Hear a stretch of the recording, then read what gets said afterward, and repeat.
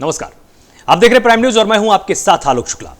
26 जनवरी को लाल किले पर हुई हिंसा का आरोपी पंजाबी एक्टर दीप सिद्धू आखिरकार दिल्ली पुलिस के हत्थे चढ़ चुका है और दिल्ली पुलिस ने उसे गिरफ्तार कर ही लिया। उसे पंजाब के जीरकपुर से पकड़ा गया है। 3 फरवरी को दिल्ली पुलिस ने दीप सिद्धू पर 1 लाख रुपए का इनाम घोषित किया था। दीप सिद्धू पर लाल किले पर धार्मिक झंडा लगाने और लोगों को उकसाने का आरोप है। दीप सिद्धू पहले दिन से ही किसान आंदोलन से जुड़ा हुआ था, लेकिन 26 जनवरी को हुई हिंसा के बाद से वो लगातार फरार भी था।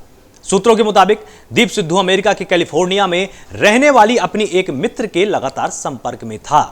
वो एक एक्ट्रेस भी है। दीप इस मित्र को वीडियो भेजता था और वो इन वीडियो को दीप सिद्धू के सोशल मीडिया अकाउंट पर अपलोड करती थी। कुछ दिन पहले ही दीप सिद्धू का एक वीडियो भी सामने आया था, जिसमें उसने किसान नेताओं को धमकाया था। उसने कहा था कि किसान नेता जमीन बचाने के लिए नहीं बल्कि राजनीति करने के लिए आंदोलन करते हैं। दीप सिद्धू जनरल सिंह भिंडरावाले को क्रांतिकारी मानता है। शक है कि दीप सिद्धू को खालिस्तानी संगठन सहयोग कर रहे हैं। उसे दिल्ली हिंसा के बाद 28 जनवरी को फेसबुक पर लाइव होकर किसानों को चेतावनी दी थी, क्योंकि वो गद्दार कहे जाने से नाराज था। उसने कहा था कि अगर उसने किसान नेताओं की पोल खोलनी शुरू कर दी तो किसी को भागने और छिपने की जगह नहीं मिलेगी। इसे कोरी धमकी ना समझे और अपने जहन में अच्छे से डाल लें। फिलहाल दीप सिद्धू पुलिस की गिरफ्त में है और माना जा रहा है कि अब कई राज खुल सकते हैं। तो आज अगले 1 घंटे की बहस हमारी इसी पूरे मुद्दे पर होगी कि गिरफ्त में गुनहगार खुलेंगे कई राज। आखिर वो कौन से ऐसे राज हैं जो कि दीप सिद्धू के जहन में है और वो लगातार दावा करता आया है कि अगर उसने मुंह खोला, अगर उसने धीरे धीरे तमाम राजों को बेपर्दा किया तो तमाम किसानों की कलई खुल जाएगी। जिस तरह से आंदोलन में जो साजिशों की बात की जा रही थी, चाहे वो देश के अंदर हो रही साजिश हो, चाहे अंतर्राष्ट्रीय साजिश का एंगल हो, उस पर भी दीप सिद्धू क्या तमाम बड़ी बातों को सामने लाकर राज बेपर्दा कर सकता है क्या? आज हम अगले 1 घंटे की बहस में लगातार इसको समझने की कोशिश करेंगे कि आखिर ऐसा क्या है जो दीप सिद्धू जानता है और पूरे देश को बहुत ज्यादा जिज्ञासा है कि दीप सिद्धू कब उन राजों को खोल देगा जिनके खुलने के बाद किसान आंदोलन में जो उहापोह की स्थिति बनी हुई है। हर कोई समझना चाहता है कि आखिर रिहाना जैसी एक पॉप स्टार को इतनी दिलचस्पी क्यों हो जाती है, अचानक ग्रेटा को इतनी दिलचस्पी क्यों हो जाती है कि भारत में एक पारित विधेयक के ऊपर वो टिप्पणी अपनी करती है। यह कहा जाता है कि मानवाधिकारों को लेकर रिहाना ने यहां पर ट्वीट किया है, लेकिन एक बिल के ऊपर टिप्पणी करना जो कि देश की अस्मिता और उसकी अखंडता के साथ जुड़ा हुआ है, संप्रभुता के साथ जुड़ा हुआ है, उसमें और म्यांमार जैसे मुद्दे पर जिसमें कि मानवाधिकार जुड़े हुए हैं, दोनों में जमीन आसमान का अंतर है। और इसी की निंदा भारत के विदेश मंत्रालय ने भी की है। विदेश मंत्रालय ने साफ कहा है कि किसी को भी अधिकार नहीं है कि भारत की संसद से पारित हुए एक कानून के ऊपर कोई टिप्पणी करे, क्योंकि यह भारत की संप्रभुता को सीधी चुनौती है। बात यहां पर सिर्फ रिहाना की नहीं है, बात यहां पर भारत की संसदीय गरिमा की है। और इसी को लेकर अमेरिका के विदेश मंत्रालय ने भी बिल्कुल साफ कहा है कि जो भी निर्णय है वो भारत सरकार का निर्णय है और अगर इस तरह का बिल आता है तो निश्चित रूप से वहां की संसद में इस पर विमर्श होगा, भारत सरकार इस पर निर्णय लेगी, किसी को भी इसमें दखल देने की जरूरत नहीं है। और एक तरह से प्रत्यक्ष समर्थन भी विदेश मंत्रालय ने अमेरिका किया है। लेकिन जो लगातार साजिशों की बात हो रही है, प्रधानमंत्री मोदी ने भी एक बहुत बड़ी बात बोली कि बुद्धिजीवी की बात इससे पहले होती थी, श्रमजीवी की बात होती थी, लेकिन अब आंदोलन जीवी भी मैदान में आ चुके हैं और इन आंदोलन जीवियों को पहचानने की जरूरत है, जो आंदोलन के बिना जीवित नहीं रह सकते, माहौल को खराब करते हैं। कहीं ना कहीं संकेत प्रधानमंत्री का यह था। और यहां पर दीप सिद्धू की गिरफ्तारी के मायने क्या हो सकते हैं? आंदोलन की आड़ में खालिस्तानी साजिश का खुलासा हो सकता है, क्योंकि यह भिंडरावाला को एक क्रांतिकारी मानता है और इसकी बयानों से, इसकी टिप्पणी से बिल्कुल साफ हो जाता है कि कहीं ये खालिस्तानी गिरोह के, खालिस्तानी गैंग के संपर्क में तो नहीं है, कहीं इसको वहां से समर्थन तो नहीं मिला हुआ है। और अंतर्राष्ट्रीय स्तर पर भारत के खिलाफ साजिश का खुलासा हो सकता है कि जिस तरह से तमाम हस्तियां जिनका इस पूरे मामले पर बोलने का कोई अधिकार नहीं है, अधिकार इसलिए हम शब्द इस्तेमाल कर रहे हैं क्योंकि यहां पर मानवाधिकारों की बात नहीं है, भारत में गरीबी की बात नहीं है, मजदूरी की बात नहीं है, किसी ऐसी स्थिति की बात नहीं है जो कि मानव अवस्था के विरुद्ध हो। यहां पर बात एक संसदीय कानून की है। कानून की बात इसलिए क्योंकि भारत की संसद ने उसको पारित किया है, लोकसभा से पारित हुआ है, राज्यसभा से पारित हुआ है और उसके बाद जब उसको पटल पर रखा गया तब वो सभी के सामने स्वीकार्य होना चाहिए। लेकिन क्या अमेरिका का नागरिक भारत में बने हुए कानून की निंदा कर सकता है? यह बड़ा प्रश्न लगातार भारत सरकार ने विदेश मंत्रालय के माध्यम से उठाया है। और दीप सिद्धू की गिरफ्तारी के बाद जो साजिशों की बात कही जा रही है, क्या वो तमाम ऐसे राज हैं जो राज बेपर्दा करने का दावा दीप सिद्धू करता आया है? और उसने अपने वीडियो के जरिए यह अपील भी की थी कि मैं अगर अपना मुंह खोलूंगा तो बहुत सारे राज खोल दूंगा। आप लोगों को मेरा समर्थन करना चाहिए, मेरा साथ देना चाहिए, क्योंकि आपको भी ऊपर जाकर मुंह दिखाना। इस तरह की भावनात्मक अपील दीप सिद्धू ने करने की कोशिश की थी और अप्रत्यक्ष रूप से धमकाने की भी यहां पर कोशिश की थी। और दीप सिद्धू पुलिस के सामने अहम खुलासे कर सकता है। इसी पर आज हम बहस करेंगे। हमारे साथ आज हमारे एग्जीक्यूटिव एडिटर विवेक पाठक जी भी जुड़ेंगे। उनसे भी आज हम समझने की कोशिश करेंगे संपादकीय टिप्पणी के तौर पर कि किस तरह से इस पूरे के पूरे मामले को देखे जाने की जरूरत है। दीप सिद्धू की गिरफ्तारी के मायने क्या और हो सकते हैं। इस गिरफ्तारी के बाद क्या किसान आंदोलन में नया एंगल जुड़ सकता है। क्या भारत सरकार की उस थ्योरी को बल मिल सकता है जिसमें साजिशों की बात लगातार कही जा रही थी। सत्ता पक्ष भी इशारा कर रहा था और विपक्ष कहीं ना कहीं इस चीज पर पर्दा डालने की कोशिश करता हुआ नजर आया है कि जब जब साजिश की बात हुई है तब तब मौन रखा गया है। उसको आंदोलन के नाम पर इस बात को दबाने की कोशिश की गई है। और अगर यह साजिश है तो यह सिर्फ भारत सरकार के पक्ष में, किसानों के पक्ष में नहीं, यह सभी के पक्ष में होगी, क्योंकि अगर यह राज खुल जाता है कि यह साजिश थी तो उन लोगों को पहचानने की बहुत जरूरत है। तो दीप सिद्धू की गिरफ्तारी के मायने क्या होंगे, अंतर्राष्ट्रीय स्तर पर भारत के खिलाफ साजिश का खुलासा हो सकता है। और हमारे साथ आज इस बहस में बात करने के लिए तमाम मेहमान हमारे साथ जुड़े हैं। मनोज पंडित, नेता बीजेपी, हमारे साथ थोड़ी देर में जुड़ जाएंगे, स्टूडियो से मुझे ज्वाइन करेंगे। शबाना खंडेलवाल है, नेता कांग्रेस से, आपका बहुत बहुत स्वागत है प्राइम न्यूज पर। कपिल श्रीवास्तव, प्रवक्ता सपा, मेरे साथ जुड़े, बहुत बहुत स्वागत है आपका कपिल जी। सबित मलिक है हमारे साथ, किसान नेता हैं, आपका भी बहुत स्वागत है प्राइम न्यूज पर। शशिकांत हैं, पूर्व डीजीपी पंजाब हैं, बहुत बहुत स्वागत है आपका सर प्राइम न्यूज पर। और हमारे साथ विवेक पाठक जी हैं, एग्जीक्यूटिव एडिटर हैं प्राइम न्यूज के, आप भी मेरे साथ जुड़े हुए हैं। सबसे पहले विवेक जी, मैं आपके पास आता हूं। या जिस तरह से दीप सिद्धू की गिरफ्तारी हुई है उसके बाद जो आंदोलन का एक नया एंगल निकल के सामने आया है, जो साजिशों की एक थ्योरी दी जा रही थी, उसको जुड़ने के बाद इस आंदोलन में क्या बड़ा परिवर्तन देखने को मिल सकता है।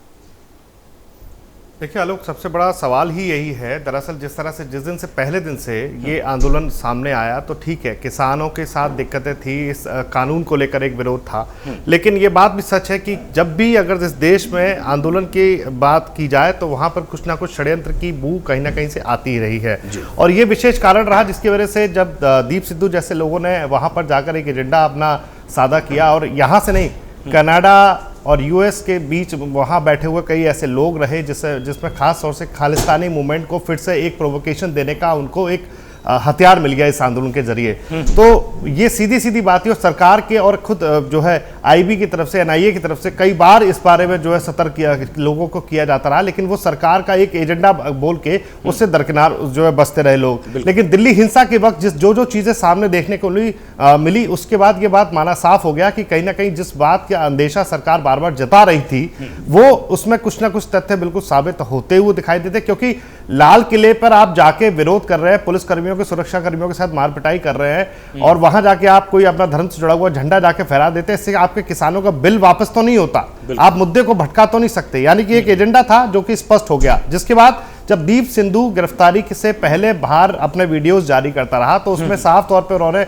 अपनी तरफ से, दीप सिद्धू ने कह दिया कि भाई मैं जब आऊंगा सामने तो मेरे साथ, मैं जब मिलूंगा सामने आऊंगा तो कई सारे नाम खोल सकता हूं, कई आंदोलन से जुड़ी हुई चीजें, आपकी सच्चाई जो है वो बाहर आ सकती है। तो आप ये खुद सोचिए कि जब दीप सिद्धू जैसा व्यक्ति बैठकर खुद इस तरह का अगर बयान अपने वीडियो जारी कर रहा है तो यानी कि सीधी सीधी बात, उसने खुद कहा था कि जब मैं सामने आऊंगा तो उसके तथ्य भी होंगे, सबूत भी होंगे, उस दिन आपके सामने आऊंगा।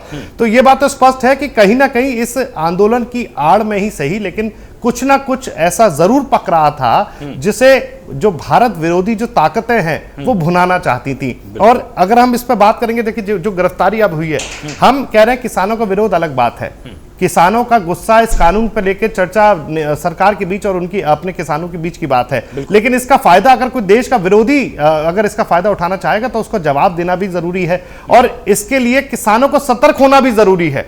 किसानों की एक विरोध की बात और किसानों का जो आंदोलन है उसको अलग रखना चाहिए। और जिस तरह से बात रखी गई है, किसानों को भी यह समझना होगा कि इस पूरे आंदोलन का जो उनको जो इस आंदोलन को दरअसल कंधे की तरह इस्तेमाल किया गया, और उस कंधे का जो खुलासा होगा ना, अब जो जिसका विजन था, जो मोटिव था, अब जब वो खुलासे होंगे उसके बाद जो हकीकत सामने आएगी वो कहीं ना कहीं किसानों को भी, और जो लोग इस देश के अन्नदाता के रूप में पूजे जाते हैं, जाने जाते हैं, उनके सामने बहुत स्पष्ट बात सामने आएगी। तो कहीं ना कहीं स्पष्ट तौर पे ये माना जा सकता है कि अब जब ये दीप सिद्धू की गिरफ्तारी हुई है तो उसका जो नतीजे होंगे वो निश्चित रूप से सकारात्मक होंगे, और देश के विरोधी ताकतों के जो खुलासे होंगे उनके ऊपर प्रभावी कार्रवाई होगी, ये हम आश्वस्त है। बिल्कुल। और यहां पर विवेक जी एक प्रश्न ये भी उठता है कि अगर दीप सिद्धू ने मान लीजिए कुछ विपक्षी नेताओं का नाम ले दिया। तो क्या विपक्षी नेता उसी तरह से फिर उस बात का स्वागत करेंगे जैसा अभी वो आरोप लगा रहे हैं कि नहीं इसमें बीजेपी का हाथ है? अगर इसमें विपक्ष का नाम सामने आता है तब क्या ये इसको स्वीकार कर पाएंगे? देखिए, मैं फिर आपसे कह रहा हूं कि अगर सिर्फ इतनी बात की जाए कि ठीक है, हम चाहे वो विपक्ष के नेता हो या राजनीतिक संगठन, चाहे कोई भी दल हो, अगर वो भारत की सुरक्षा पर, अस्मिता पर सवाल खड़ा कर दे, उसके खिलाफ कोई साजिश षड्यंत्र रचने की तैयारी कर ले, तो वो राजनीतिक नहीं रह जाता, वो राष्ट्रवादी हो जाता है। राष्ट्र के हित के खिलाफ जो खड़ा होगा, उसके खिलाफ इस देश के संविधान में जो कानून है उसके तहत कार्रवाई की जानी चाहिए। और अगर दीप सिद्धू अगर जब गिरफ्तारी उनकी हुई है, तो उसके बाद चाहे वो कोई भी हो, चाहे वो किसी भी वर्ग से आता हो, चाहे वो किसी भी राजनीतिक संगठन से आता हो, देश और दुनिया के किसी भी कोने में बैठा हो, अगर वो एक एजेंडे के तहत भारत के खिलाफ एक प्रोपेगेंडा एक खड़ा करता है, तो उसके खिलाफ कार्रवाई होनी चाहिए। और हम इस बात को लेकर आश्वस्त हैं कि जिस तरह से पिछले दिनों से, जो पिछली सरकारों से अभी जो स्थितियां सामने देखने को मिली है, सरकार कार्रवाई से पीछे नहीं चूकेगी। लेकिन जरूरत यह भी है कि जो किसान आंदोलन में लोग बैठे हैं, वो जो कहीं ना कहीं भ्रमित हैं कि सरकार उन पर आरोप लगाकर,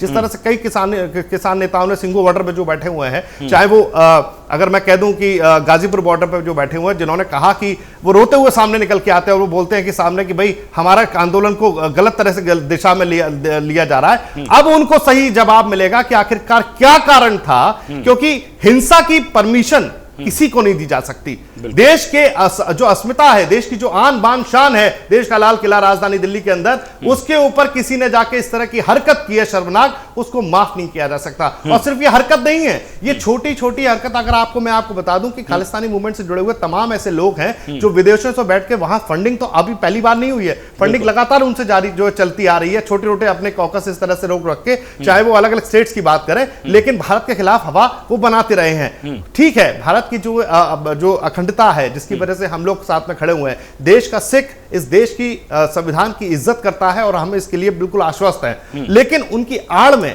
अगर कोई व्यक्ति विदेशी कहीं ऐसा कोई अपना खालिस्तानी एजेंडा आप देखें, आप नहीं भूल सकते कि दिल्ली में 2005 के बीच में, 2004-2005 के बीच में, जब दिल्ली में 2 सिनेमा हॉल में जब सीरियल बॉम्ब ब्लास्ट हुए थे, तो उसमें भी कहीं ना कहीं खालिस्तान का जो कहीं ना कहीं नाम निकल के आया था। और खालिस्तान सीधे सीधे एक कठपुतली की तरह काम करता है, जो देश की अस्मिता पर सवाल उठाने के अलावा कुछ और काम नहीं कर पाया है। यह बहुत बड़ा बात। ठीक है, मनोज जी हमारे साथ जुड़े हुए हैं। मनोज जी, जिस तरह से दीप सिद्धू की गिरफ्तारी की मांग लगातार हो रही थी, अब वो पुलिस के हत्थे चढ़ चुका है। अब आपको क्या लगता है कि जो साजिश की बात कही जा रही थी, क्योंकि लगातार सत्ता पक्ष ने भी खूब कहा है कि इसमें साजिश हुई है और यह अंतर्राष्ट्रीय स्तर की साजिश है, ये सिर्फ देश की सीमाओं में बैठकर नहीं हुई है, अब आप जल्द से जल्द इसका खुलासा कर पाएंगे और आंदोलन का जो आधार है उसको अब आप सामने ला पाएंगे सबके सामने? आलोक जी, अब साजिश बिल्कुल कल उनको कोर्ट न्यायालय में पेश किया गया, उसके बाद उन्हें रिमांड पे दे दिया गया है। अब चूंकि हम लोग यही है कि जो लोग कहते थे कि ये तो बीजेपी का पार्ट है और ये है वो है, जो ये पूर्ण विराम लगाने में अब हम लोग सक्षम रहेंगे और उनसे जो पूछताछ होगी, जो रिमांड पे लेके जो बात सच्चाई होगी वो सामने आ जाएगी। अभी तक जो लोग थे वहां पर वही कह रहे थे कि ये तो बीजेपी का पूरा मिला जुला प्रोपेगेंडा है, ये सब है। तो अभी से मेरे को लगता है कि सारी चीजें जनता के सामने आ जानी चाहिए। जी ठीक है, शबाना जी हमारे साथ जुड़ी हुई हैं। शबाना जी, लगातार आप जब भी डिबेट में मेरे साथ जुड़ती थी, आप यही बोलती थी कि दीप सिद्धू कहाँ है। अब तो सामने आ गया, अब तो आपको कम से कम थोड़ा सा विश्वास हुआ होगा सरकार पर कि सरकार ठीक काम कर रही है। देखिए आलोक जी, हमने हमेशा ये कहा है कि अगर दोषी है, गलत है, तो उन्हें सजा मिलनी चाहिए।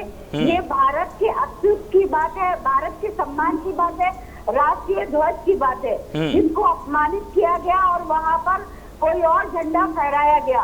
दोषी चाहे जो भी हो, जिस पार्टी का हो, जहाँ का हो, हमेशा हमने यही बोला है कि सजा मिलनी चाहिए और सामने आना चाहिए।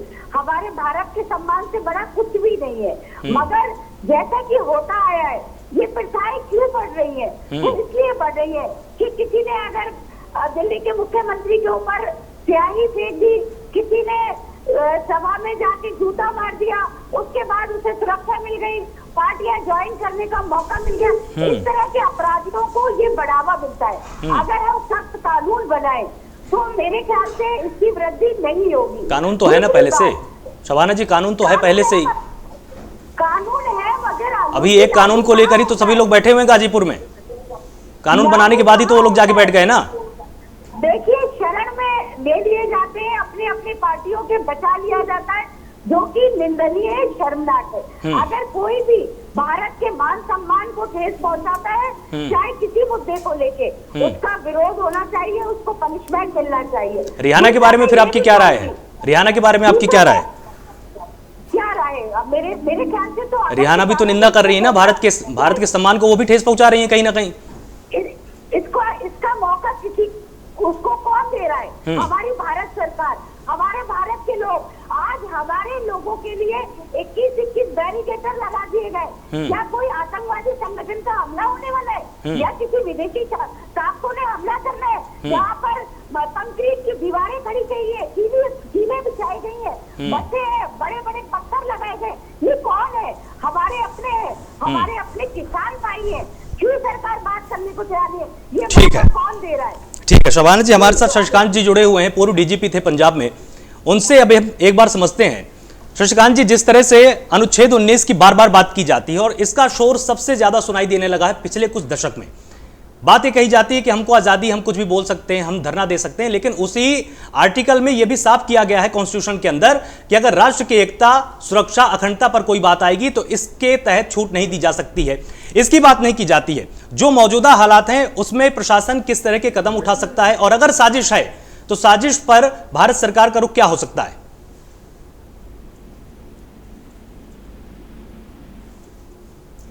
शशिकांत जी।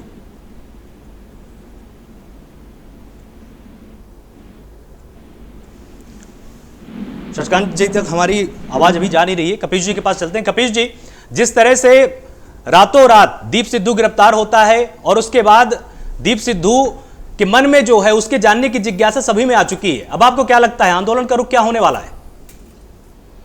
आंदोलन से आवाज बैक हो रही जी। देखिए, आंदोलन से और दीप सिद्धू की गिरफ्तारी से कोई फर्क नहीं पड़ने वाला। आंदोलन जो कर रहे हैं वो किसान है, और दीप सिद्धू जो है एक उग्रवादी मेंटेलिटी का व्यक्ति था। मैं इसलिए कह रहा हूं कि उसकी वीडियोस जो सामने आई हैं 26 जनवरी के दिन, और जिस तरीके से लाल किले के अंदर उसने भारत की अस्मिता को तार तार किया है, वो ये बिल्कुल कहा जाएगा कि वो एक असामाजिक तत्व है, वो एक अराजक तत्व है, वो एक उग्रवादी है और वो एक आतंकवादी है, क्योंकि उसने भारत के विरुद्ध युद्ध किया उस दिन 26 जनवरी के दिन। बाकी किसान संगठन जो कि आंदोलन कर रहे हैं, वहां पर उस आंदोलनकर्ता कोई भी संगठन का व्यक्ति नहीं था, तो इस आंदोलन से कोई रेलिवेंसी उसकी गिरफ्तारी से नहीं। अब बात रह गई इस बात की कि हमारी कॉम्पिटेंट सरकार ने 15-20 दिन में एक व्यक्ति को गिरफ्तार कर लिया, इसके लिए हम उन्हें बधाई देते हैं। कम से कम हमारी हिंदुस्तान की सारी एजेंसियां इस लायक हैं कि हिंदुस्तान में रहते हुए इतना बड़ा नापाक इरादा पालने वाला व्यक्ति, भारत के मान को मर्दन करने वाला व्यक्ति, एक अराजक तत्व 15-20 दिन तक इस देश के अंदर स्वतंत्र हवा का झोंका अपने ऊपर लेता रहा और हम लोग गिरफ्तार नहीं कर पाए। लेकिन चलिए, देर से सही दुरुस्त सही। मैं एक चीज जरूर कहना चाहूंगा कि देखिए, एफआईआर दर्ज है, एफआईआर के अंदर धाराएं दर्ज हैं, और उन धाराओं में कम से कम सिद्धू जब पकड़ा गया है तो एक धारा एनएसए की भी लगनी चाहिए और देशद्रोह की भी लगनी चाहिए, क्योंकि उसकी जो उसने एक्ट किया है वो माने माफी के काबिल नहीं है, कतई माफी के काबिल नहीं है। इस व्यक्ति को बिल्कुल माफ नहीं किया जाना चाहिए, चाहे वो किसी का व्यक्ति हो, कोई षड्यंत्रकारी हो, क्योंकि अब ये this is a matter of investigation. ये विवेचना जिस तरीके से आगे बढ़ेगी और हम लोगों के प्रकाश में आएगी, उससे निश्चित तौर पे उसके बाद ही कुछ कहा जा सकता है कि इसमें हमारी एजेंसीज जो संयुक्त हैं उन्होंने वाकई निष्पक्षता से कार्य किया है या निष्पक्ष नहीं रह गई हैं, ये फिलहाल अभी नहीं कहा जा सकता। कपीश जी, यहाँ पर एक सवाल अब ये भी तो देखिए खड़ा होता है। कपीश जी, अब एक सवाल यहाँ पर यह भी तो खड़ा होता है कि जब एनआईए ने 100 लोगों को समन भेजा था, तब विपक्ष ने सबसे पहले यही आरोप लगाया था कि किसान आंदोलन की दिशा को बदलने की कोशिश की जा रही है, उनको खालिस्तानी बोला जा रहा है। अब जब दीप सिद्धू खुद भिंडरावाला को क्रांतिकारी मानता है और ये चीज सामने आ गई कि ये कहीं ना कहीं अंदरूनी मन से ही सही खालिस्तानी विचारधारा को समर्थन देता है, तो कहीं ना कहीं खालिस्तानी वाला एंगल सही था ना फिर एनआईए का? बहुत सीधी सी बात हम आलोक जी कहना चाहते हैं, और आप एक बहुत शानदार पत्रकार हैं जी।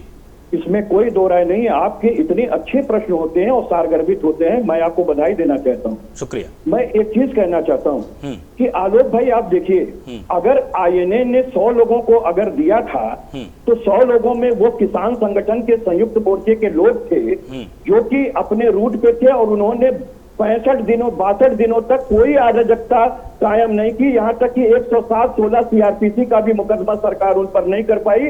वो सरकार जो खुद अराजक हो गई थी, उनको रोकने के लिए पानी का प्रहार कर रही थी, इस ठंडक के अंदर सड़क खोद रही थी, जिसको कि सुप्रीम कोर्ट ने फटकार लगाई थी, जिसने कि 160 किसानों की शहादत दे दी थी, सारी परीक्षा अग्नि की वो परीक्षा पास कर चुके थे, उसको अगर सम्मान जाएगा तो हम भी उन किसान नेताओं के साथ खड़े मिले। लेकिन जो वाकई 26 जनवरी के दिन जितने अराजक उस वीडियो के अंदर आ रहे हैं, उन पर गंभीर से गंभीर कार्रवाई होनी चाहिए। समाजवादी पार्टी और पूरा विपक्ष सरकार के इस कृत्य के साथ खड़ा रहेगा। बस अंतर यही है कि जब विवेचना हो, उसका अन्वेषण हो, तो वाकई निष्पक्षता के साथ होना चाहिए और देश के मानमर्दन करने वाले लोगों को किसी भी हालत में बख्शा नहीं जाना। ठीक है, विवेक जी कुछ कहना चाह रहे हैं आपकी बात पे। कपिश जी, अच्छी बात है, आप जिस राजनीतिक संगठन से हैं, आपको ये भाषा बात जो बोल रहे हैं, चलिए ठीक है। लेकिन आपने कहा कि ये लोग जिन लोगों को एनआईए के संबंध गया था वो लोग सिर्फ अपने आंदोलन में जुटे हुए थे। लेकिन महोदय, सबसे बड़ा सवाल तो यही है, आप आज दीप सिद्धू को बोल रहे हैं उग्रवादी, लेकिन यही दीप सिद्धू जब सिंघू बॉर्डर पर जाकर उन किसानों के बीच में खड़े होकर देश के खिलाफ एक उग्र, जिसमें आप बोल रहे हैं ना, जो दिल्ली हिंसा में आपने देखा, उससे पहले तो ये भी ऐसे ही दीप सिद्धू वहां पे बैठे हुआ था। और क्या गारंटी है कि अभी भी किसान आंदोलन में, चाहे वो गाजीपुर हो या सिंघू बॉर्डर हो, वहां पर दूसरा नया दीप सिद्धू तैयार नहीं हो चुका होगा? क्योंकि दीप सिद्धू सिर्फ एक ये जो खालिस्तानी मूवमेंट है, ये और या जिस तरह की भी उग्रवादिता जिसकी बात की जा रही है, ये सिर्फ सोच की बात है और सोच अभी भी प्रभावी है। तो किसानों को भी समझना होगा कि कहीं ना कहीं, चाहे वो कोई भी व्यक्ति हो, देश की सुरक्षा पर जो भी सवाल उठाएगा उसके लिए उनको खुद भी तैयार रहना पड़ेगा। क्योंकि अगर देश के सिस्टम ने, एनआईए ने अगर उनको सम्मान भी दिया, तो ये उनको भी सतर्क होने की जरूरत है कि कहीं ऐसा तो नहीं है कि उनकी पीठ पर कोई और हथियार रख के अपना निशाना साधने की कोशिश कर रहा है। आपका बयान जो है वो राजनीतिक परिवेश में तो ठीक लगता है, लेकिन अगर वाकई में गंभीरता देश की सुरक्षा के ऊपर बात करें तो मुझे इसमें थोड़ा सा संशय दिखता है। कपिश विवेक जी, आपने बहुत विवेकशील प्रश्न किए और मैं इसलिए आपको कह रहा हूं, बधाई देना चाहता हूं कि आपने हमें अवसर दे दिया उन तमाम बातों पर जवाब देने का। जी, मैं बहुत सीधी सी बात बताता हूं कि पहली चीज ये कि जो दीप सिद्धू था, उसने जो दीप सिद्धू था उसने किसान संगठन के साथ आंदोलन नहीं किया है। कैसी बातें करें कपिश जी? मंच पे खड़े होकर उसने बयान दिए हैं, भाषण दिए हैं, वहां पर खड़े होकर लाइव किए उसने फेसबुक पर। आप कह रहे हैं कि वहां पर आंदोलन में शामिल ही नहीं था? नहीं किए, एक वीडियो आप नहीं दिखा पाएंगे। कैसी बातें कर रहे हैं कपिश जी? पूरी सोशल मीडिया भरी पड़ी और आप ऐसी बातें कर रहे हैं। नहीं, मैं विवेक जी, मैं आपको गारंटी के साथ कह रहा हूँ। कमाल कर। अच्छा, फिर वो अपनी तरफ से ट्रैक्टर लेके शामिल होकर बाद लाल किले में घुस भी जाता है किसानों के बीच में। दूसरी विवेक जी एक चीज जान लीजिए। नहीं, अगर वो ऐसी बात है तो वो अपनी तरफ से ट्रैक्टर लेके सीधा किसानों के साथ घुस भी जाता है और किसान उसकी बात भी मान लेते हैं। पहले आप मेरे बातों का, अकेला दीप सिद्धू घुसा था क्या लाल किले के अंदर? अरे विवेक जी, पहले आप उत्तर ले लीजिए, उसके बाद आप अपने प्रश्न अपनी खानापूर्ति कर लीजिए, बताइए। आपसे ले लूंगा। मैं आपके सारे कामाबाई पुलिस स्टाफ में आंसर देने वाला व्यक्ति हूँ। मैं आपको बोलिए, स्वागत है। अगर वाकई में सच्चाई बोल रहे हैं तो सच बोलिए, सही बात बोलिए। बोलेंगे, लेकिन अभी आप इंटरप्ट नहीं करेंगे, हमारे कह लेने के बाद आप कहिएगी अपनी बात। हाँ, बोलिए। मैं बहुत सीधी सी बात कहता हूँ। हमारे यहाँ कानून के अंदर यह कहा जाता है कि किसी की मेंसरिया को आप तभी जान सकते हैं जबकि उसकी एक्टेसरिया सामने हो। यानी कोई भी क्राइम तब बनता है जब मेंसरिया के साथ एक्टेसरिया का कंप्लायंस होता है। स्थिति देवता भी नहीं जान सकते हैं किसी व्यक्ति के अंदर। तो आपको ये तो मानना पड़ेगा ना, ठीक है, नहीं जान सकते उसकी सोच और उसके विचार क्या होंगे, लेकिन कम से कम इतना तो मानना पड़ेगा आपको कि हाँ, ऐसा हुआ था, इस्तेमाल किया गया था किसान आंदोलन की आड़ में, इस तरह से देश की सुरक्षा के खिलाफ एक मुहिम चलाई गई, एजेंडा बनाया गया। आप या तो मेरे प्रश्न से, आपने प्रश्न किया, उत्तर सर मेरी बात तो मानिए ना कपिश जी। प्रश्न उछाल मार, जो मैं कहना चाह रहा हूँ, मुद्दे को भटकाने की जरूरत नहीं है, सीधे मुद्दे पर यही आते हैं कि देश के जो किसान हैं उनकी पीठ का इस्तेमाल किया गया, इस आंदोलन का इस्तेमाल किया गया। विवेक जी, आप एक तरफा बात कर रहे हैं, निष्पक्षता की बात आप कीजिए। और आप पहले मेरे अगर मैं आपके सुर में सुर मिलाऊंगा तो आप कहेंगे कि मैं एक तरफा बात करूं। ठीक है, एक तरफा ये देश के संविधान, देश की सुरक्षा के लिए है, मुझे कोई फर्क नहीं पड़ता कबीर श्रीवास्तव के पक्ष में बोलूं या ना बोलूं, लेकिन इस चैनल की तरफ से हमें यह तो मानना पड़ेगा कि हम देश की सुरक्षा राष्ट्रवाद के साथ है। आप निष्पक्ष अगर आलोचना कर रहे थे, समालोचना कर रहे थे, तो आपने मुझको सुनने की आदत होनी चाहिए थी। तो भैया बात तो ठीक है, आपको कपिल जी, बात तो आपको मुद्दे पर करनी पड़ेगी ना। कपिल जी ठीक है विवेक जी, हमारे साथ शशिकांत जी भी हैं।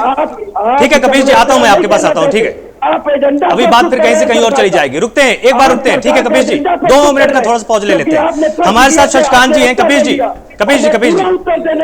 जी एक सेकंड, बात फिर कहीं से कहीं और फिर अभी जारी है। शशिकांत जी हमारे साथ जुड़े हुए पूर्व डीजीपी थे। हम आपसे यहां पर समझने की कोशिश करेंगे कि लगातार जिस तरह से आर्टिकल 19 की बात होती है कि हम कुछ भी कहने के लिए आजाद हैं, हम प्रदर्शन करने के लिए आजाद हैं, हम संगठन बनाने के लिए आजाद हैं, लेकिन क्या उस आजादी के बारे में इतनी जानकारी देश के नागरिकों को नहीं होनी चाहिए कि उसी आर्टिकल में यह भी तो लिखा गया है ना कि देश की संप्रभुता सुरक्षा के साथ समझौता नहीं किया जा सकता है। प्रशासन के पास इस समय विकल्प सिर्फ यही है कि या तो पानी की बौछार कर सकता है या तो सीमाओं पर कहीं ना कहीं चौकसी बढ़ा सकता है, और उस पर भी अगर यह कहा जाए कि सरकार निरंकुश हो चुकी है तो प्रशासन के पास क्या ऑप्शन है? शशिकांत जी देखिए, फंडामेंटल राइट की हम सब सम्मान करते हैं, जी। देश का जो कॉन्स्टिट्यूशन का सम्मान करते हैं, पर उसमें साथ साथ ये भी है कि कोई भी राइट जो है तो एब्सोल्यूट नहीं है, तो उस पर कोई लगाम नहीं है, उसकी कोई सीमा नहीं है। चाहे राइट टू स्पीक है और राइट टू लिव एनीवेयर है, whatever it is, her right जो है उसके ऊपर एक सीमा बनी हुई है जो कि कॉन्स्टिट्यूशन, जो कि सुप्रीम है देश में, बनाया गया है। और अगर उस लिमिटेशन की, उस लिमिट की उल्लंघना होती है तो सीधे सीधे ये देश के संविधान की भी उल्लंघना है, और जो हमारा इंडियन पेनल कोड है उसके अंतर्गत जो भी कार्रवाई बनती है वो बिल्कुल जायज होगी। जी शशिकांत जी, इस समय प्रशासन के पास ऑप्शन क्या है? क्योंकि देखिए अंतर्राष्ट्रीय साजिश की भी बात हो रही है, और जब साजिश की बात हो और अंतर्राष्ट्रीय स्तर पर हो तो देश की अस्मिता ताक पर रख दी जाती है। यहां पर सबसे पहली प्राथमिकता यह है कि उसको सुरक्षित रखना, हमको अपनी अस्मिता को बचाकर रखना है। तो प्रशासन जो कदम उठा रहा है वो सही है, या जो विपक्ष आरोप लगा रहा है कि सरकार निरंकुश हो गई है, प्रशासन दमन कर रहा है, यह कितना सही है? देखिए, मैं किसी पॉलिटिकल पार्टी को बिलोंग नहीं करता हूँ, ना कभी किसी पॉलिटिकल पार्टी में रहा हूँ। जो भी बात हुई है, मैं एक बेसिकली पुलिसमैन हूँ, पुलिस में रह चुका हूँ, आईबी में उसी के तौर पर मुझे टिप्पणी चाहिए कि पुलिस में क्योंकि आपने काम किया तो आपको अनुभव है। पुलिस में ही नहीं, मैंने आईबी में भी काम किया, रॉ में भी काम किया, मुझे पता है कि एक सवाल इसलिए जायज बनता है क्योंकि आप पंजाब के डीजीपी रहे हैं, और खालिस्तानी मूवमेंट का अगर जो सारी चीजें बात की जाए तो वहां पर आपने अपने कार्यकाल में कहीं ना कहीं ऐसा देखा होगा कि खालिस्तानी मूवमेंट कहीं ना कहीं इस तरह का ओपन अप कहीं ना कहीं आपकी जांच के समय में रहा होगा, सामने निकल के आया होगा। तो क्या वाकई में, क्या अगर हम खालिस्तानी संगठन की बात करें, जो कि जो 2-4 लोग जो खास तौर से अंतर्राष्ट्रीय स्तर पर बैठकर भी इसका पूरा प्रोपेगेंडा भारत के खिलाफ इस्तेमाल करने के लिए यूज करते हैं, तो क्या वाकई में इस तरह का जो दीप सिद्धू के ऊपर जिस तरह की जो स्थितियां निकली, क्या वाकई में और भी नौजवान ऐसे लोग हैं जिनके ऊपर किस इस तरह की जो जांच आपके दौरान जो देखने जो है नजर में सामने आई हो? इसकी पूरी पॉसिबिलिटी है। खालिस्तानी एलिमेंट जो है विदेश में कई जगहों पर बैठे हुए हैं, वो धन से, मन से, हर प्रकार से इनकी मदद करते हैं। और जब भी कोई एजिटेशन होता है जहां पर कि इसकी संभावना होती है कि इसको दाएं बाएं किसी तरीके से लेके जाया जा सकता है, ले जाते हैं। अब अगर आपको पता होगा, सिर्फ फॉर जस्टिस ऑर्गेनाइजेशन जो इसने 2020 मूवमेंट शुरू किया था, इसके बाद लगातार इस पर भी उन्होंने कहा था कि अगर कोई व्यक्ति ऐसा कर देगा तो उस पर कितना उसको इनाम दिया जाएगा। मैं समझता हूँ ये वाला एंटायर जो हुआ है, जिसपे आईबी, रॉ, एनआईए वगैरह, इनका एक बड़ा ही इन डेप्थ इन्वेस्टिगेशन होना चाहिए। और जब तक इन्वेस्टिगेशन नहीं होता है प्रत्यक्ष रूप से, साफ तरीके से, और जो हमारा लॉ है that doesn't take its normal course, तो मैं समझता हूँ एक बहुत बड़ी कोताही रह जाएगी। ठीक है, हमारे साथ सबित मलिक भी जुड़े हुए हैं, किसान नेता हैं। सबित जी, जिस तरह से दीप सिद्धू की गिरफ्तारी की मांग हो रही थी, गिरफ्तारी हो गई, उनका दावा है कि मैं बहुत सारे राज खोल दूंगा, वो राज भी खुल जाएंगे।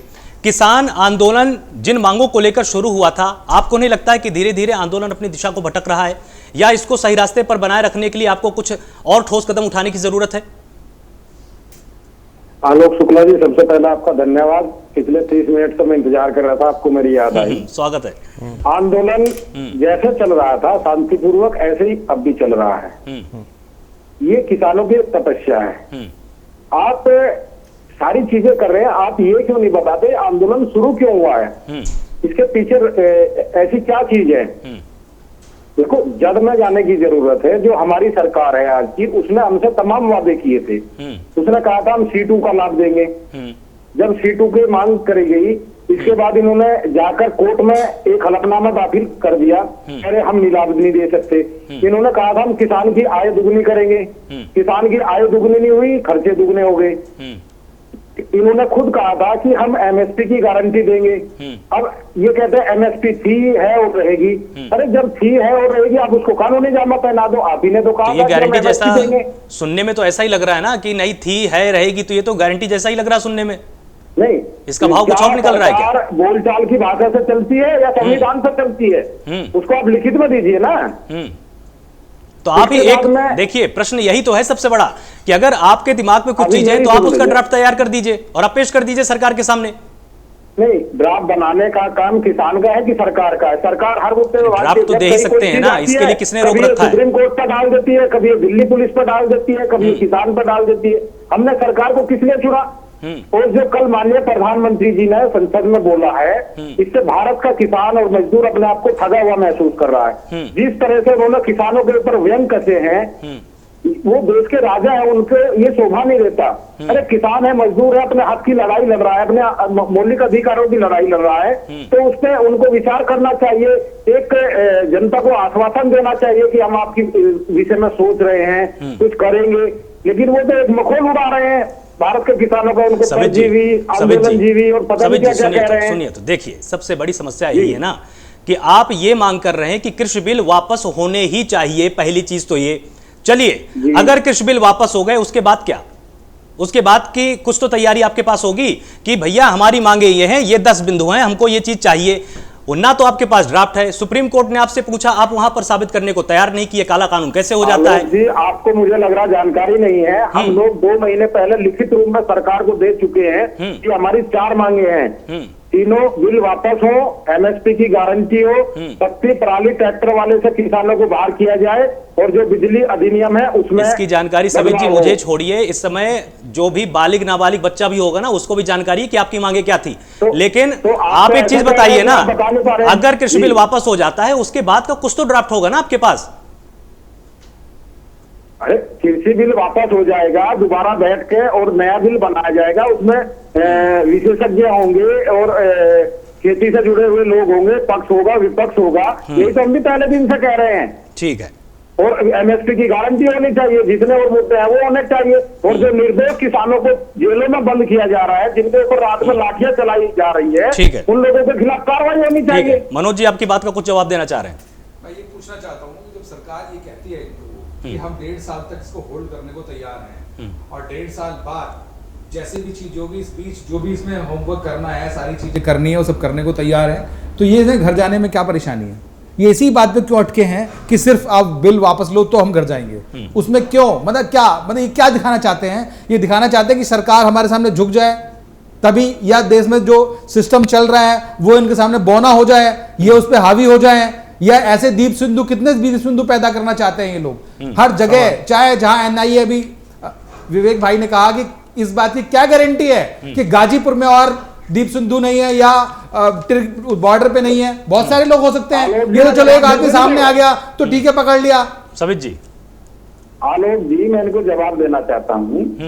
मनोज जी, ऐसा है, आप लोग हर चीज में भटकाना चाहते हो। जब आप लोग खुद कह रहे हो कि हाँ बिल में कमियां हैं, आप लोगों ने माना है कि 18 कमी बिल में है, तो आपको वापस लेने में सरकार ने तो एक बार भी कहा। अरे आप ये तो मैं कहना चाह रहा हूं मित्र, एक भी कमी हमारी तरफ से एक भी कमी नहीं है। अगर सरकार की तरफ से एक भी कमी होती उसमें तो शायद हम तो पहले होमवर्क करते।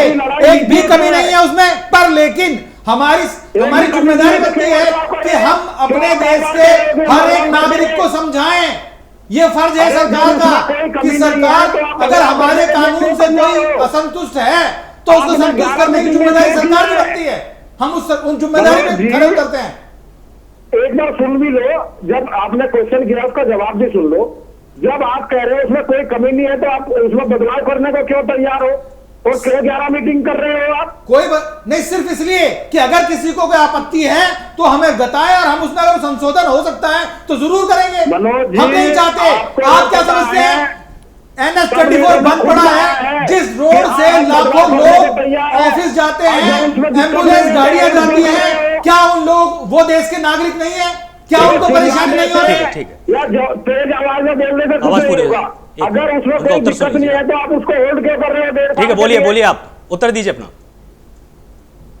मनोज जी, जब आप ये कह रहे हो उसमें कोई दिक्कत नहीं है तो आप उसको होल्ड क्यों कर रहे हो? 18 बदलाव क्यों कर रहे हो उसमें? वो तो आपकी बात मान रहे हैं ना, वो हम तो आपकी बात मान रहे हैं, तो आपकी बात मान हम रहे हैं। आपकी बात मान रहे हैं, हम अपने देश के किसान की बात मानने की बात कर रहे हैं। ये अगर हम आपकी बात मानते हैं तो ये गुनाह है क्या? आप मुझे बताइए। जिस रोड को बंद करके आप बैठे हैं, सवित जी, वहां से लाखों लोग गुजरते हैं। सवित जी, क्या आपको उनकी ये तो परेशानी मानना का- पड़ेगा ना। क्या आपको उनकी परेशानी का अंदाजा नहीं है? सवित जी, अरे जब आपको ये तो मानना पड़ेगा कि आपके आंदोलन क्या दिक्कत है? आपके आंदोलन को ढाल की तरह इस्तेमाल किया दीप सिद्धू जैसे लोगों ने। नहीं, किसी ने नहीं किया है। अगर आप लोग सुन सकते हो तो मैं उसको बताऊं, लेकिन ये बोलने ही नहीं देते, बीच में बात काट देते हैं। नहीं, पूरी कीजिए ना फिर अपनी बात आप। करी लीजिए। सिद्धू कभी आंदोलन में नहीं था। जितने आंदोलनकारी हैं सब दिल्ली की सीमा से बाहर हैं, और दीप सिद्धू का जो आंदोलन था वो दिल्ली के अंदर था, 30 किलोमीटर अंदर। जब आपने किसी को दिल्ली में नहीं घुसने दिया, दीप सिद्धू की टीम अंदर कैसा आंदोलन कर रही थी 30 किलोमीटर के अंदर? आप ये बताइए। मतलब आप ये कहना चाहते हैं जितने ट्रैक्टर जो बीटीसी बसों को और जो बैरिकेडिंग को तोड़ते हुए नजर आ रहे थे वो दीप सिद्धू ही लेकर आए थे अपने साथ? हम ये वो कह किसान रहे हैं, आंदोलन में नहीं थे। जो आंदोलन कर रहा था वो दिल्ली के सीमा के अंदर कर रहा था, और जितने और आंदोलन चल रहे हैं दिल्ली की सीमा से बाहर चल रहे हैं। ये थ्योरी मेरी भी समझ में नहीं आई। तो क्या 26 जनवरी को ये थ्योरी समझ में नहीं आ रही। जो प्रशासन के सामने 26 जनवरी को आप दिल्ली के अंदर नहीं गए थे? किए गए थे, क्या उसको नहीं फॉलो 26 फॉलो जनवरी किया? को जो आंदोलनकारी किसान है वो बताए हुए रूट पर गए थे। अच्छा, वो दिल्ली पुलिस की सहमति से तो गए थे। ये आपके दिल्ली की नेता जनता ने- आपके नेता दिल्ली ये की बयान जनता क्यों ने देते हैं कि जो आखिरकार जो बताया रूट दिल्ली है, पुलिस ने उनको बताया था उस पर मानना है। बैरिकेडिंग को लगा दी? आप ही के नेता ये बयान दे रहे हैं ना साहब। अब आप ही तय कर लीजिए कि आप रूट से भटके थे या फिर दिल्ली पुलिस ने गलत लगाया था। कि दिल्ली पुलिस ये चाह रही थी कि ये लोग भटक जाए, लेकिन जो लोग हमसे अलग थे, जो इस आंदोलन में शामिल नहीं थे, हमसे 30 किलोमीटर दूर आंदोलन कर रहे थे, ये लोग अगर वहां पहुंच गए उसकी जिम्मेवारी किसकी है? जो पहले दिन और 3 दिन तक लाइव वीडियो चला के कहते हैं हम ये काम करेंगे, उनको तो आप संभाल नहीं पा रहे हो। अच्छा, चलिए सवित जी निर्दोष किसानों को जेलों में बंद कर रहे चलिए हैं। सवित जी एक काम करते हैं, हमारे साथ शशिकांत जी भी हैं और सवित जी भी हैं। भैया देखिए, सिस्टम से जुड़े हुए जो शशिकांत जी हमारे पास हैं, उन्होंने एनआईए में, रॉ में सब जगह काम किया है, ठीक है, पंजाब की डीजीपी भी रहे हैं आप। चलिए शशिकांत जी, मैं आपसे ही सवाल पूछ लेता हूं, उसका जवाब शायद हो सकता है सवित जी के समझ में आ जाए, लेकिन सबसे वो सवाल ये है कि क्या जो हालात बने दिल्ली जैसे हिंसा आपने देखी, क्या ये संभव है वाकई में कि किसान आंदोलन की आड़ में इस तरह का जो एक मोटिव है, प्रोवोकेशन है, वो वहां पर इस्तेमाल किया गया हो उस दिल्ली हिंसा के लिए या नहीं? इसमें कोई शक की बात नहीं है कि अगर इनकी बात करें, एक जो एलिमेंट्स हैं उन्होंने किसान आंदोलन को एक अपने तरीके से यूटिलाइज करने की कोशिश की, उनके जो मतलब थे इसमें तो कोई संदेह नहीं है। सवाल बहुत सारे, पर मैं किसी और सवाल पे ना जाकर स्पेसिफिक आपका जो क्वेश्चन है उस पर कंसंट्रेट करूंगा। ये इसकी 100% पॉसिबिलिटी है और ऐसा हुआ भी है। बिल्कुल ठीक बात। ठीक है, शबाना जी बीच में कुछ कहना चाह रही थी। शबाना जी आप अपनी बात पूरी कीजिए। हमें ये लगता है कि इतनी सारी सिद्धू के नाम की चर्चा किस लिए हो रही है आलोक जी? वो गुंडा है, वो क्रिमिनल है, अपराधी है, मारिए, टांगे तोड़िए और फेंक दीजिए उठा के। शबाना जी, बात तो अब मान रहे हैं ना, क्या वो क्रिमिनल है या उग्रवादी है? जब वो बैठा हुआ था आंदोलन में, मंचों पर जा जाके बातें कर रहा था, तब ये बात नहीं कही जा रही थी। विवेक जी देखिए, भीड़ होती है, मूव होता है, उसमें कोई भी समर्थक बनकर आ सकता है, मगर अब वो कमाल की बात है कि उस वक्त तक कांग्रेस के नेता पहुंच नहीं पा रहे थे मंच पर, ऐसे लोग पहुंच गए थे मंचों पर आंदोलन के अंदर तक। ये उसमें भी हुआ था, शाहीन बाग में भी हुआ था कि बीजेपी के लोग, आरएसएस के लोग बुरखे पहनकर आए थे और पकड़े गए थे। अब देखिए, आप बीजेपी की बात आ जाती है भैया, ये इसका जवाब तो मनोज पंडित दे देंगे, लेकिन बात तो ये है कि सवाल ये है कि आंदोलन में आप नहीं पहुंच पा रहे थे। मुझे बताइए आप कौन बीजेपी के लोग आए थे?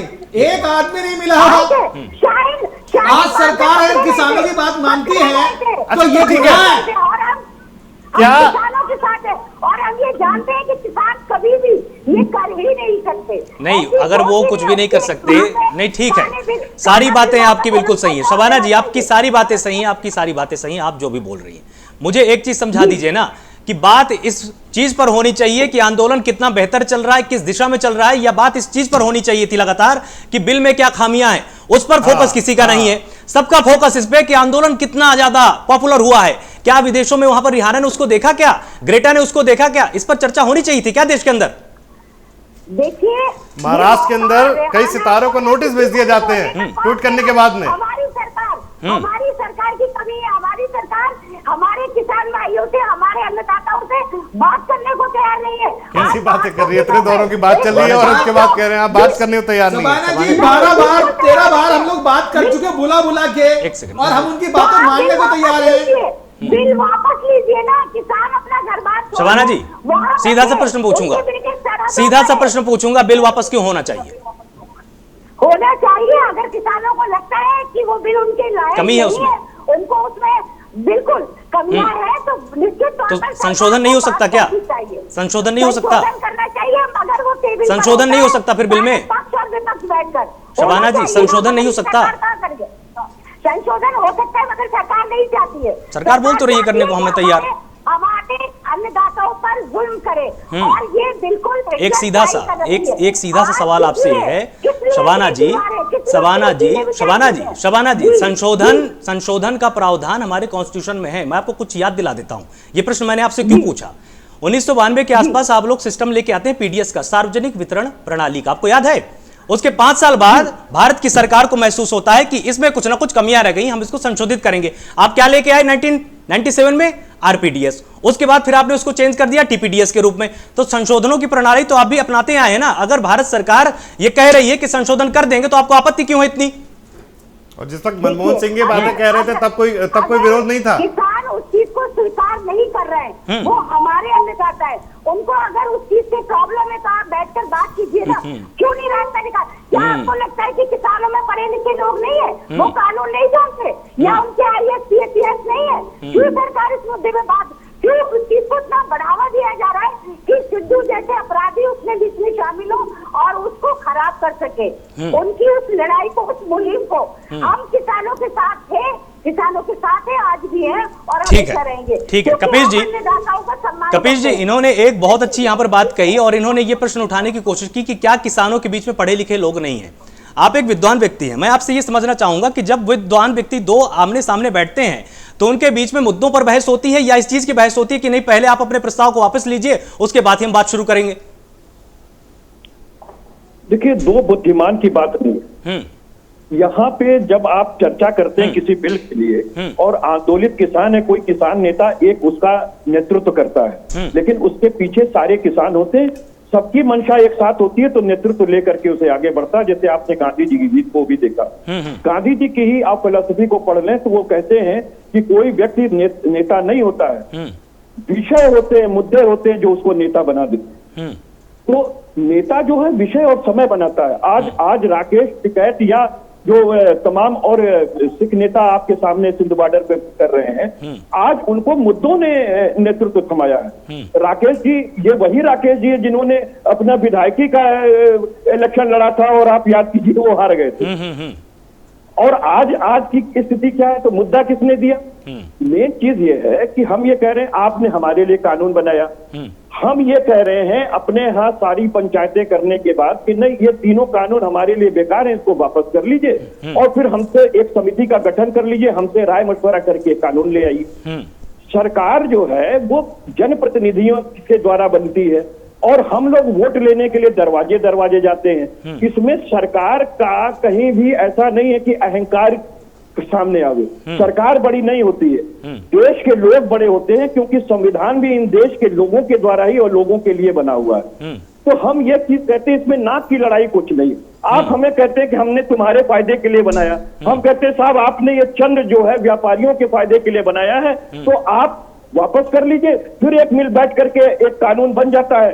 ड्राफ्ट आप बनाएंगे, चीजें हम आपको बताएंगे कि हमारे लिए क्या लाभ हो सकता है, आप वैसा ड्राफ्ट लेकर के चले आ जाइए, क्या दिक्कत पड़ रही है। और मैं इसलिए इस तीनों विषय पे नहीं जा रहा हूं कि आपसे मेरी कई बार सारगर्भित बातें इन विषयों के संबंध में हो चुकी है, क्योंकि मैं जानता हूं कि मेजर चंक को ये चेंज करने के लिए तैयार नहीं है। अभी जो दूसरा कानून कृषि का है उसमें मैंने कहा था कि जो कॉन्ट्रैक्ट के संबंध में सेक्शन सी है, क्या वो ये चेंज कर देंगे? तो ये बिल्कुल नहीं करेंगे। मैं पूछूंगा एपीएमसी मंडी तो आप नहीं बिगाड़ रहे हैं, चलिए वेरी गुड, लेकिन बिना पंजीयन के, बिना आधार के, बिना किसी दायित्व के जो आप व्यापारी और कंपनियों को ला रहे हैं उसमें आप आधार लगा देंगे, पैन लगा देंगे, सब कर देंगे, लेकिन क्या आप 5% का टैक्स भी व्यापारियों पे लगाएंगे? तो आप कहेंगे नहीं लगाएंगे। आपसे मैं तो व्यापारियों पर टैक्स की चिंता क्यों है? किसान को तो अपने ऊपर टैक्स की चिंता होनी चाहिए ना। एक मिनट चिंता है। जब एपीएमसी मंडी में छोटा व्यापारी नहीं है, देश के 5 बड़े व्यापारियों के लिए कानून बनेगा। भाई ज्यादातर तो छोटे लोग हैं ना, ये बताइए पूरा देश कौन चला रहा है? सवाल यहीं पर तो हुआ ना खड़ा, सवाल इसी चीज पर तो हुआ खड़ा तपेश जी। कि इसेंशियल कमोडिटीज एक्ट में क्या ये चेंज करके इसेंशियल कमोडिटीज एक्ट को वापस ले जाएंगे?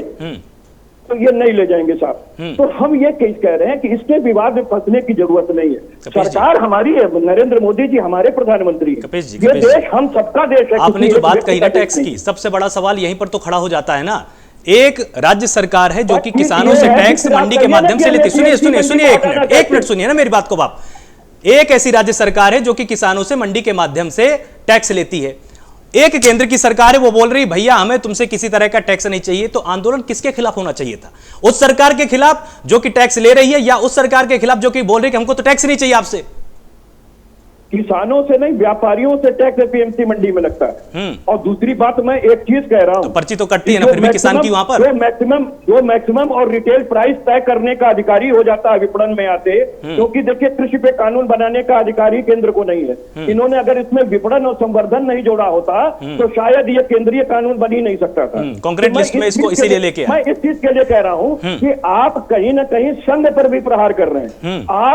आप जैसे अभी मान लीजिए आपने डीजल और पेट्रोल पे सेस लगा दिया, कृषि सेस। अगर आपने कृषि सेस लगा दिया तो सीधा उतना सेस जो आपने इसे क्या नाम कहते हैं एक्साइज से हटाया है, एक्साइज में तो प्रांतों के भी टैक्स आते हैं, तो आपने प्रांत के टैक्स को खत्म करके और सारा मजा ले लिया केंद्र ने। ये बहुत बारीकी की बात है जो मैं आपको बता रहा हूँ। लेकिन देखिए चीजों को हम लोग सारे लोग अभी तो लागू भी नहीं हुआ कपेश जी, मजा कहां से आ गया? मैं सिर्फ एक बात कहना चाहता हूं, अभी पहले इसको लागू तो होने देते, मजा कहां लिया अभी केंद्र सरकार हमारी है। मिलजुल के आप बैठ कीजिए, लेकिन मिलजुल करके जो बात कीजिए। अब से मैं कहता हूं एक फार्म के कॉल की दूरी 300 घंटे में पूरी नहीं हो रही है, कीले बिछ जा रही है। मैं एक चीज ये कह रहा हूं कि कीले हटाइए, ये सब अपने लोग हैं। इनमें से जिनसे आप बात करते रहे हैं उन 40 लोगों को बुला लीजिए और एक विजुअल बाकायदा जो वर्चुअल मीटिंग होती है वो कीजिए। हम देख ले, पूरा देश देख ले कि सरकार क्या प्रस्ताव रख रही है और हमारे किसान क्या प्रस्ताव रख रहे हैं। ठीक है, अगर ये जनता के सामने आ जाएगी तो सब कुछ साफ हो जाएगा। ठीक है, आपकी बात पर मनोज जी को जवाब देना चाह रहे थे। आलोक जी, मैं ये कहना चाहता हूँ कि जब सरकार ये कहने को तैयार है, हम ये कहने को तैयार हैं कि हम इसे 1.5 साल के लिए होल्ड करा रहे हैं। जब होल्ड करा रहे हैं, आप जो रास्ते आपने बंद किए हुए हैं उन रास्तों को छोड़ के आप घर चले जाइए, ठीक है। उसके बाद हम इस 1.5 साल के पीरियड में जो कमियां हैं या नहीं हैं इस पे आराम से बैठ के डिस्कशन करेंगे और काम करेंगे। जो भी नया मसौदा बनेगा उसको बनाएंगे हम। इनका यही कहना है किसान नेताओं का कि हमसे पूछा ही नहीं गया है। किस चीज के लिए नहीं पूछा गया? कानून बनाने से पहले। अरे भाई, ये आलोक जी 130 करोड़ का देश है, 70% यहां की जनता किसान है। जितने भी तीनों बॉर्डर्स पे जितने किसान बैठे हैं उनकी संख्या आप देख लीजिए कितनी है। अभी 450 से 500 संगठन है, 450 से 500 संगठन है हिंदुस्तान में जो किसानों के रजिस्टर्ड हैं, जिसमें से 15 संगठन जो है, मान लो 20 संगठन जो ये विरोध कर रहे हैं। हम जवाब ले लेते हैं एक बार। सवित मलिक हमारे साथ जुड़े हुए। सवित जी, लगातार जो सरकार दावा कर रही है कि नहीं हम तो किसान के मन को जानते थे, तभी हम मन की बात में हम अक्सर बोलते भी थे कि हम किसान के लिए बहुत कुछ अच्छा ला रहे हैं। आप बार बार ये बोल रहे हैं कि सरकार ने हमसे पूछा नहीं है, सरकार बिना जाने समझे हमारे पर कुछ चीजों को थोप रही है। ऐसा है मनोज जी, हमारे मित्र जो अभी कह रहे थे 400 प्लस संगठन आंदोलन कर रहे हैं। और मैं इनको फिर कह रहा हूँ, आप लोग बहुत बड़ी गलतफहमी में जी रहे हो। पहले कहते थे मुट्ठी भर किसान है, कभी ये कहते थे पंजाब का आंदोलन है, कभी कहते थे हरियाणा का आंदोलन है। ये अब गांव गांव जो महापंचायतें हो रही हैं और पूरे भारत में जो पंचायतें हो रही हैं, पूरे देश का किसान आ रहा है। आप लोग अब भी समझ जाइए, ऐसा मत करिए कि ये मुट्ठी भर किसान है। हम लोग शांतिपूर्वक तरीके से आंदोलन कर रहे हैं और अपनी जायज मांगे मान रहे हैं, और आप लोग मान रहे हो कि हाँ इसमें कमियां हैं। तो फिर हम लोग नहीं चाहते, सब लोगों ने कहा है, हम लोग ये नहीं चाहते कि हमारी सरकार का सर नीचा हो या प्रधानमंत्री जी का सर नीचा हो। हम लोगों को ना बीजेपी से लड़ाई है, ना सत्ता से लड़ाई है। नीचा करने में आपने कमी कौन सी छोड़ दी? आप मुझे बताइए कि नीचा करने में कौन सी कमी छोड़ी आपने? 26 तारीख को जब आपको तय रूट दिया गया, जिस समझौते पे आपने साइन किए, आपने कौन सी बात मानी? आप मुझे बताइए। आप सुबह 8 बजे से ट्रैक्टर लेके चल दिए, कहाँ 11 बजे जाना था आपको? अरे जब आप बोलते हैं, हम बोलते हैं कुछ, आप सुनने की क्षमता पैदा करिए, इतना हड़बड़ाइए नहीं। हम लोगों ने आपको वोट दिया है, आप लोगों ने हमसे तमाम वादे किए थे। कितने वादे आपने हमारे पूरे कर दिए? आप लोगों ने वादा किया था 14 दिन में गन्ने का भुगतान करेंगे, अभी पिछले साल का भुगतान नहीं हुआ। इस साल का भी ये नहीं पता क्या रेट मिलेगा। माननीय सुप्रीम कोर्ट का भी आदेश है, आप ना किसान की बात मानते हो, ना सुप्रीम कोर्ट की बात मानते हो, ना अपने सहयोगी दलों की बात मानते हो, ना अपने सांसद विधायकों की मानते हो।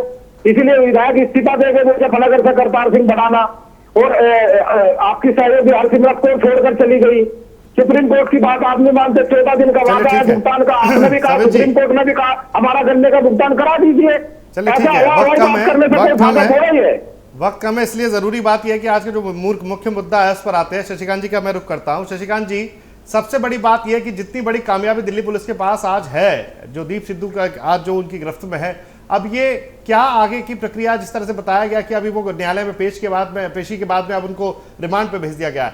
अब दीप सिद्धू के किस जो इसकी गिरफ्तारी के बाद पूछताछ में किस किस तरह के खुलासे हो सकते हैं, क्या क्या जो है जो सच और क्या क्या जानकारियां जो बाहर निकल के आ सकती है, जो वाकई में अभी तक आम जनता के दिमाग में भी कौंध रही थी? समझता हूँ कि सबसे पहले तो ये होना चाहिए जो डेली इन्वेस्टिगेशन था, ये एक निर्धारित समय से ज्यादा पहले निकल पड़े थे, किस प्रकार से निकल पड़े थे, पहला सवाल। दूसरा सवाल जो मेरे दिमाग में आता है, लालते में कोई घुस नहीं सकता है, किस प्रकार से घुस गए थे? क्या हमारे पुलिस फोर्स में से कोई ऐसे ब्लैक शीप थी जिन्होंने इनको अंदर जाने की कोशिश की और या उनको रोका? उसके बाद जो आ रहा है कि कैलिफोर्निया में किसी को लगातार अपने वीडियो क्लिपिंग भेजते थे, वो कौन लोग थे, उनका आगे वहां पे फॉर जस्टिस ऐसे ऑर्गेनाइजेशन से उनके साथ क्या संबंध है? ये एक ऐसा मुद्दा आया है कि जहां पर दीप के खुलासे के बाद एक डिटेल इन्वेस्टिगेशन होना चाहिए, जिसमें कि सारी सेंट्रल एजेंसीज जो हैं, जिनका विदेशों में भी काम करती हैं और देश के अंदर भी काम करती हैं, सबको मिलकर काम करना चाहिए। और मैं समझता हूँ इसमें जो खुलासे होंगे, और मेरे ख्याल से जो होने चाहिए, जो मैं एंटिसिपेट करता हूँ, वो बहुत ही धमाकेदार होंगे। और agencies have to take all precautions and they have to go and ensure that the rule of law is just established. Everybody goes as per the rule of law. ये बहुत पते की बात बोली है जी। ठीक है, शबाना जी हमारे साथ जुड़ी हुई हैं। शबाना जी, जिस तरह से लगातार एक बहस चली कि बाहर के सेलिब्रिटीज बीच में आए, आपको नहीं लगता इससे कहीं एक हिडन मैसेज ये भी जा रहा है बाहर कि भारत के अंदर विपक्ष इतना कमजोर हो चुका है कि अब वो बाहर की तरफ नजर उठाकर देखने लगा है कि जब कोई बाहर का सेलिब्रिटी आएगा, यहां पर फेवर लेगा, भारत सरकार की आलोचना करेगा, तो हमारे लिए बहुत अच्छा है, क्योंकि अब हमको कुछ भी नहीं करना पड़ेगा। देखिए विवेक जी, ये हमारे देश की विडंबना है और ये हमारे सरकार की नाकामी है कि आज बाहर के लोगों को हस्तक्षेप करने का मौका मिल रहा है। हमारे घर की लड़ाई में बाहर के लोगों को मौका मिल रहा है, ये मौका सरकार दे रही है। और जैसा कि आपने अभी बोला कि 1.5 साल का समय और किसान भरोसा नहीं कर रहे हैं, क्योंकि किसान भाइयों को सरकार की मंशा पे यकीन नहीं है। उन्होंने हमेशा जनता के साथ धोखा किया है। ये भी तो हो सकता है ना शबाना जी, शबाना जी, ये भी तो हो सकता है कि ये बात भरोसे से कहीं ज्यादा बढ़कर अपनाक की बन चुकी है। चाहे युवा को रोजगार देना हो, चाहे 15 लाख का, तो सरकार कहीं भी स्थिर नहीं है। चाहे शाहीन बाग का मुद्दा हो और अब किसानों का सबसे बड़ा मुद्दा, तो सरकार भरोसे लायक नहीं रही है। जनता का विश्वास खत्म होता जा रहा है। मुझे लगता है कि सरकार की प्राथमिकता ये होनी चाहिए कि पहले अपने देशवासियों का भरोसा जीते, उनके साथ खड़े हो, ताकि दूसरे विदेशियों को इसमें बीच में हस्तक्षेप करने का मौका ना मिले। शबाना जी, ये भी बात है कि जब हम उन लोगों को नवाजते, जैसे 53 लोगों में अनुराग मिश्रा जिसने दंगा कराया दिल्ली में, हमने उसको जेड प्लस सुरक्षा दी। कंगना रनावत ने एक कुछ भी बुरा किसी के लिए बोला, आपने जेड प्लस सुरक्षा दी। यही नीतियां हमारे देश को खराब करती है। जगदीश टाइटलर भी आपको याद ही होगा, जगदीश टाइटलर भी आपको याद ही होगा। उसमें सुधार होना चाहिए। आलोक जी, नहीं ठीक है, जिस आईबी के अधिकारी की हत्या कर दी गई, निर्मम हत्या कर दी गई जिस आईबी के अधिकारी की, आप बताइए 40 चाकू मारे गए उसकी बॉडी में। ठीक है, उसे नहीं जाते ना, हिंसा की बात नहीं है ना। आप वो निगम पार्टी भूल गए क्या? आपको याद नहीं है क्या? छोड़े, चलिए बहस यहाँ पर फिर हमारी डिरेल हो जाएगी। नहीं शबाना जी, सवाल तो यही है ना कि मान लीजिए, देखिए मैं आपको एक में बहुत अच्छी एक मैं आपको परिस्थिति दे देता हूं, केस स्टडी के तौर पर इसको आप जो थोड़ा सा लीजिए।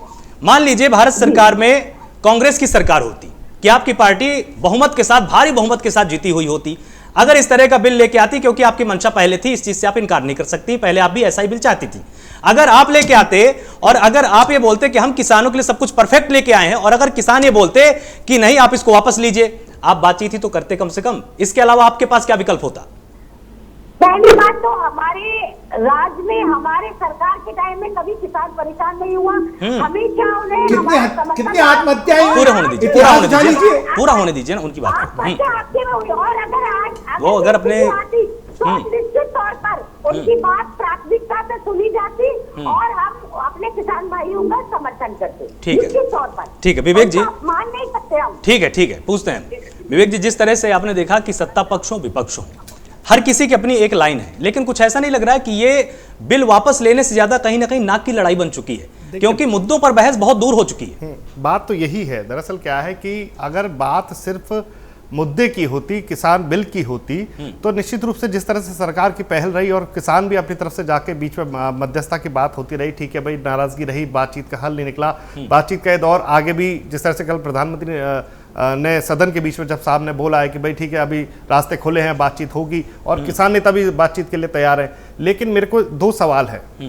पहला सवाल ये कि जब एक बड़ा किसान नेता ये बोलता है कि अक्टूबर तक हम यहाँ बैठे, भाई ये अक्टूबर का समय क्यों? सवाल ये। दूसरा, ठीक है जब सरकार ने ये कहा है, कोई रास्ता निकाला है, आपने सुप्रीम कोर्ट को मानने से इनकार कर दिया, अभी बात हो रही थी, अलग बात है, ठीक है। हम समझते हैं कि देश की अखंडता में अगर सबसे बड़ा जो रोल है, वो अहम किरदार है, वो देश के अन्नदाता का है। और जब अन्नदाता अपने वोट से इसको जवाब देगा, तो ठीक है भैया, अगर आपको लग रहा है कि सरकार नहीं झुकने को तैयार है, तो आप ठीक है वोट से अपना जवाब देंगे। लेकिन स्थितियां क्या है कि यहां पर अब अस्मिता का सवाल, जो आप बोल रहे हो ना, नाक का सवाल, अब सिर्फ इतना है कि सरकार को झुकाकर ही मानना है, इस एजेंडे पे रहना है, और इसका फायदा, देखिए सरकार के झुकने की बात नहीं है। मुझे लगता है कि अगर देश के हित की बात होती है तो सरकार, हम कहते हैं झुकने झुकाने की बात को थोड़ा सा बाहर कर देते हैं, लेकिन जरूरत यह है कि उसका फायदा अगर कोई तीसरी ताकत उठाएगी, देश की अस्मिता और देश के सुरक्षा पर सवाल खड़ा करती है, उन चीजों से किया जाता है, तो वहां इस विरोध को कहीं ना कहीं अब ये समझना चाहिए, चाहे जितने भी लोग, चाहे वो किसान भाई हो, चाहे वो लोग आंदोलन में जो लोग बैठे हुए हैं, जिस तरह से बात जो है सवित जी हमारे साथ कर रहे हैं, तो उन सबको लोगों को समझना पड़ेगा। देखिए हम किसान हैं, पत्रकार हैं, आम नागरिक हैं, लेकिन हम इस देश से पहले नहीं हैं। हमें इस देश की सुरक्षा को, अखंडता को, और जो प्रभुता है हमारी, उसको आगे प्राथमिकता पर रखना होगा। और अगर इसकी, हमारे इस आंदोलन की आड़ में या जिस भी मूवमेंट की हम बात करें, उसकी आड़ में अगर नाक का सवाल बना के या फिर इस तरह की हर जो चीजें रख के कि हम सिर्फ झुका के ही मानेंगे, उससे अगर कोई तीसरी ताकत अगर मजबूत हो रही है, तो उसको हमें रोकना होगा और समझ के चलना होगा, क्योंकि ये देश अपना है, हम अपने हैं, और हमें ही आपस में बैठ के इन सब मनमुटाव को, विरोध को जो सुलझाना है। ठीक है, जवाब दीजिए कपिश जी। देखिए, बहुत कहते हुए हमें अच्छा नहीं लग रहा है कि आज पत्रकारिता ने क्या ये मोड़ ले लिया कि सरकार से पूछने के लायक उसके पास कोई प्रश्न नहीं है। एग्जीक्यूटिव एडिटर है हमारे विवेक, एक भी पूरे 1 घंटे के डिबेट में सरकार से प्रश्न नहीं पूछ पाए कि भैया 165 आदमी की शहादत हो चुकी है, आपने कीले क्यों बिछाई हैं? जब राम और रावण का नहीं कपिश जी, सवाल आपके कहने में पूछूंगा, ये बात, ये कौन से जोर जबरदस्ती की बात है?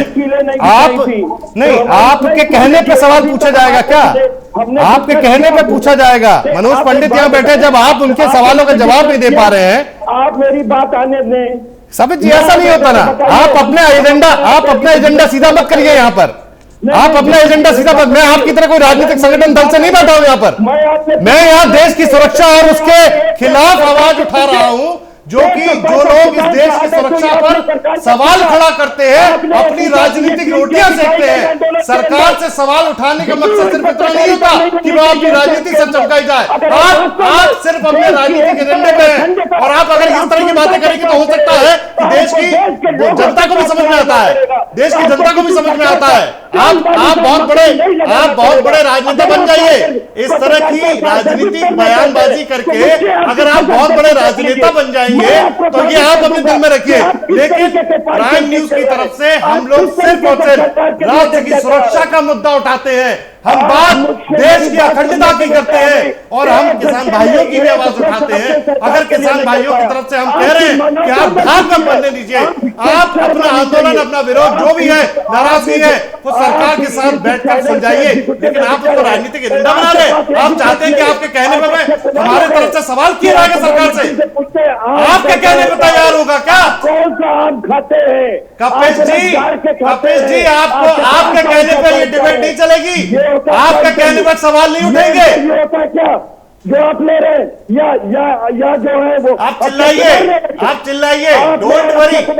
लेकिन आपको ये मानना पड़ेगा कि जिस तरह की राजनीति आप कर रहे हैं, उससे देश की सुरक्षा पर, उसकी अस्मिता पर बहुत सवालिया निशान लग रहा है। शर्मनाक है ये, शर्मनाक है ये। आप हमारी पत्रकारिता में सवाल उठाते हैं। अरे साहब, आपने तो पता नहीं किन किन पे क्या क्या सवाल उठा दिए। बात जहन में आप अपने रखिए कि ये देश की अखंडता और सुरक्षा का सवाल है, ये दीप सिद्धू जैसे नौजवानों को भटकाने का सवाल है। आप इस बात को समझिए। आप बताइए इस देश में कौन सा विपक्षी दल है जैसे तो ये। कपिल जी गुस्सा ना होइए। यहां पर देखिए, सवाल को हम दूसरे तरीके से एक बार ले लेते हैं। कपिल जी एक सेकंड। कपिल जी, कलम बेच दी आपने, आप अपने शब्दों पे लगाम लगाए। कपिल जी ऐसा नहीं, आपको मैं बता रहा हूँ, आप अपने शब्दों पे लगाम लगाए। आपने मुझे नहीं खरीदा कि मैं आपकी वजह से मैं अपने मुद्दे से भटकूं और सवालों का इधर उधर करूं। आप अपनी राजनीति अपनी जेब में रखिए। मैं फिर कह रहा हूं आपसे, घंटे के अंदर सरकार से एक क्वेश्चन ना कर पाए कोई पत्रकार, तो उसको अपनी निब तोड़ देनी चाहिए। अरे तो आपके कहने में सवाल पूछा जाएगा क्या? आपके कहने पर पूछा जाएगा क्या सवाल? कीजिए। आप होते कौन है कि मुझे पत्रकारिता के अपने अधिकार से आप मुझे वाकिफ कराएंगे? आप अपने राजनीतिक एजेंडे की बात कर रहे हैं, मैं देश की सुरक्षा अखंडता की बात कर रहा हूं। आपका मुद्दा, आपकी राजनीति देश की सुरक्षा अखंडता से बड़ी है क्या? आप अपने चैनल के लिए आप प्रचार। शुक्रिया, आपने जवाब दे दिया। आप मेरे सवालों के जवाब खुद तो दे नहीं पा रहे हैं, और आप ये चाहते हैं कि मैं दूसरे लोगों से सवाल पूछूंगा, वो आपसे तय नहीं कर पाएंगे। एक प्रश्न आपने सरकार से नहीं किया। माफ कीजिएगा कपिल जी, आप राजनीति ही करिए, आप राजनीति ही करिए।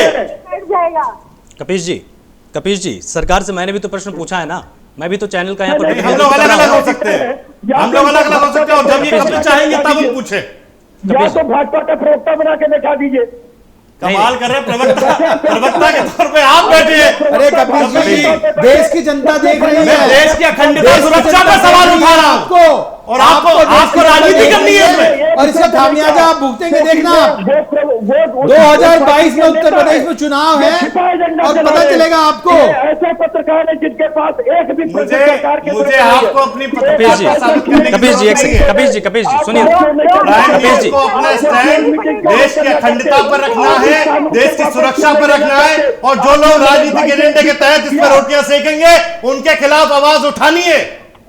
कपिल जी, हमें जिसके खिलाफ आवाज उठानी है हम उठा रहे हैं।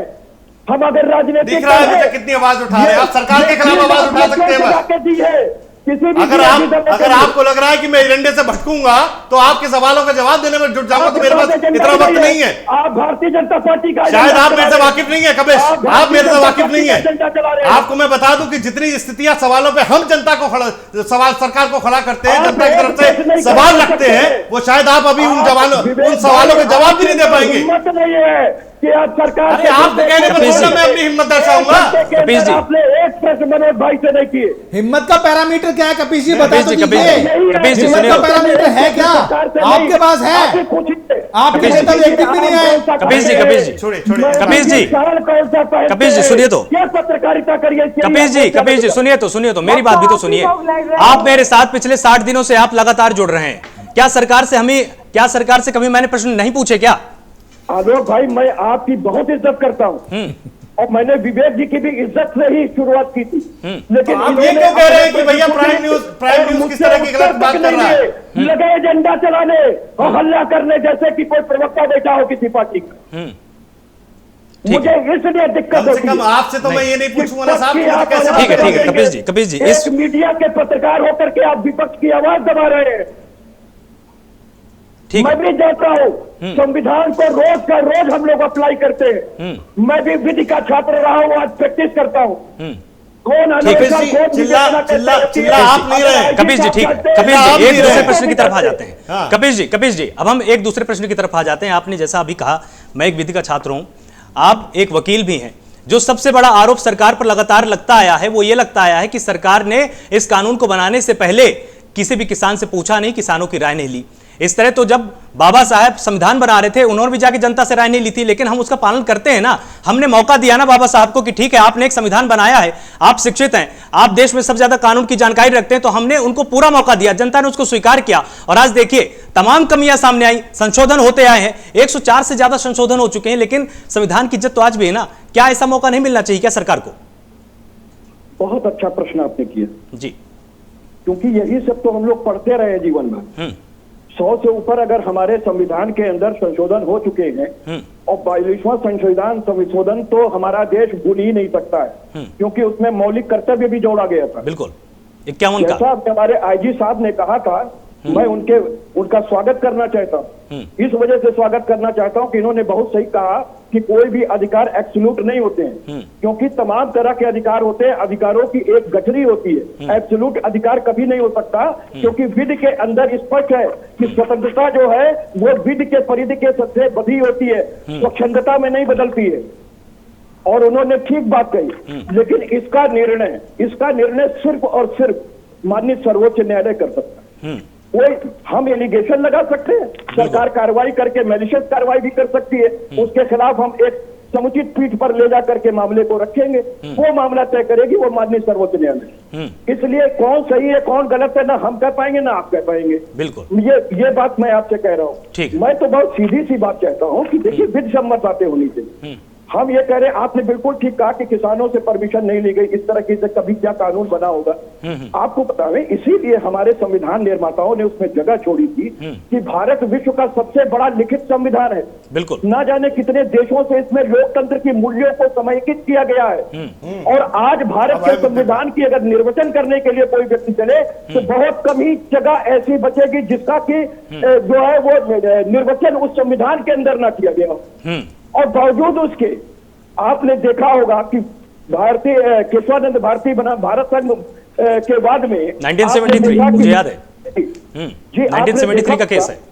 जी आपने देखा होगा कि इस केस ने ऐसी संवैधानिक पीठ की नजीर बनाई कि सुप्रीम कोर्ट ने निगरानी का अधिकार जो और तमाम आधारभूत ढांचे का कि निर्वचन का जो है वो शक्ति अपने पास रखी। इसके बाद फिर मिनर्वा मिल्स का केस भी हुआ 1980 में, उसका फिर प्रतिपादन कर दिया गया था कि सुप्रीम कोर्ट ही इसकी पुष्टि करेगा कि संवैधानिक ढांचा जो है उसके सर्वसम्मत है कि नहीं। देखिए संवैधानिक ढांचा को उन्होंने बताने की कोशिश की, लेकिन उन्होंने कहा कि ये एब्सोल्यूट नहीं, हम बताएंगे, हम तय करेंगे, हम व्याख्या करेंगे, ढांचा का हम व्याख्या करेंगे कि ये संवैधानिक ढांचे का हिस्सा है कि नहीं है। क्योंकि अगर संवैधानिक ढांचे का हिस्सा है तो कोई भी सरकार कितने भी बहुमत से उसको परिवर्तित नहीं कर सकती। बिल्कुल, ये हुआ सही बात है जी। ये 1980 में फिर इसकी थ्योरी आई। मैं इसीलिए कहना चाहता हूं कि हमारे विवेक पाठक जी भी सुने कि जब संपूर्ण क्रांति हुई जयप्रकाश नारायण जी की, और उससे पहले राज नारायण साहब का भी केस चलता रहा, इंदिरा गांधी वाला वो सामने आया। इंदिरा गांधी जी ने गलत जो हम लोग पे एक इमरजेंसी थोपी थी, उसके बाद क्या हुआ, इसी देश ने इनको गिरफ्तार भी करवाया था कानूनों के हस्ते, और इंदिरा गांधी जी जेल गई, और जेल जाने के बाद उन्होंने आत्मशुद्धि की, अपनी बातों को माना, और उन्होंने अपने ऊपर जब सुधार कर लिया तो इसी देश की जनता ने मुसलसल 35 साल उनको राज कराया, यानी 55 साल कांग्रेस ने राज किया। किसी भी व्यक्ति के अंदर कभी भी सुधार हो सकता है। ये हमको अमली मार डाकू से भी सीखना चाहिए, और हमको महर्षि वाल्मीकि से भी सीखना चाहिए, क्योंकि हम लोग गौतम बुद्ध और महात्मा गांधी के देश में पैदा हुए व्यक्ति हैं। इससे ज्यादा सारगर्भित और पवित्र भूमि कोई पूरे विश्व में नहीं। ठीक मैं इसलिए कह रहा हूं। ठीक है मनोज जी, आपको क्या लगता है, लगातार जो विपक्ष आरोप लगा रहा है कि आपसे कहीं ना कहीं चूक हुई है, आपने उस चूक को पहचाना कि आपको लगता है कि ये निराधार आरोप है? नहीं, मैं तो सिर्फ आलोक जी कहना चाहता हूँ, जब सरकार इस बात पे सहमत है कि हम 1.5 साल के लिए कानून को होल्ड कर रहे हैं, जब कानून को इम्प्लीमेंट हुआ ही नहीं, अभी सारी चीजें रुकी हुई हैं, तो आप कैसे इस चीज को मान लेंगे कि इसका नेगेटिव असर हो रहा है, पॉजिटिव असर हो रहा है? भाई बस अभी जो सारी चीजों का लुभाव है वो ये है कि इनका सिर्फ एक ही मकसद है कि अपनी राजनीतिक रोटी चमकाना, और कोई मकसद नहीं है इनका।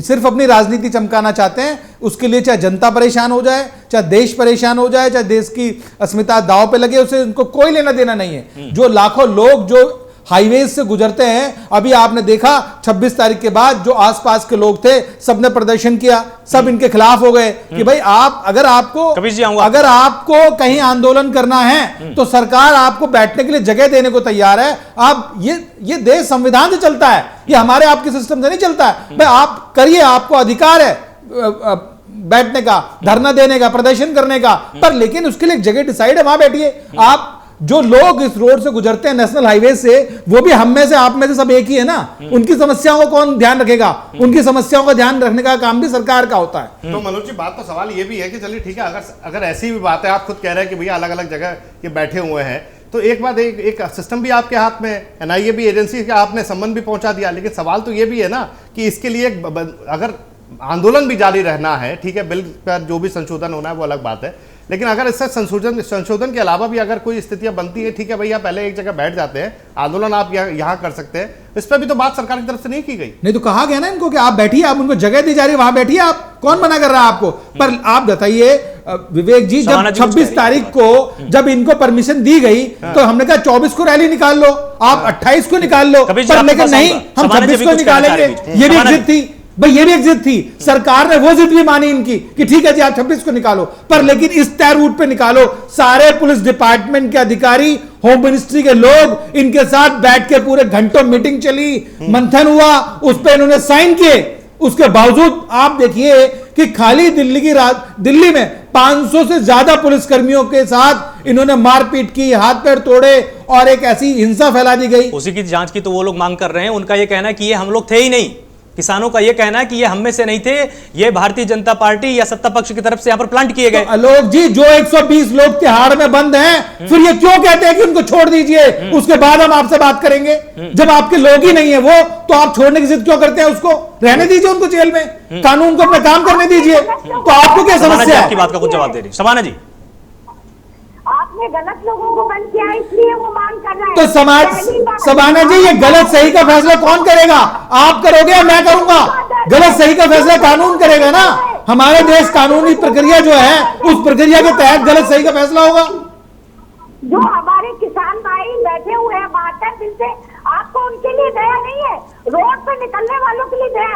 आप चाहते हैं कि उनको एक साइड दे दी जाए जहाँ पर वो पड़े रहे साल 2 साल, सरकार अपनी मनमानी करे।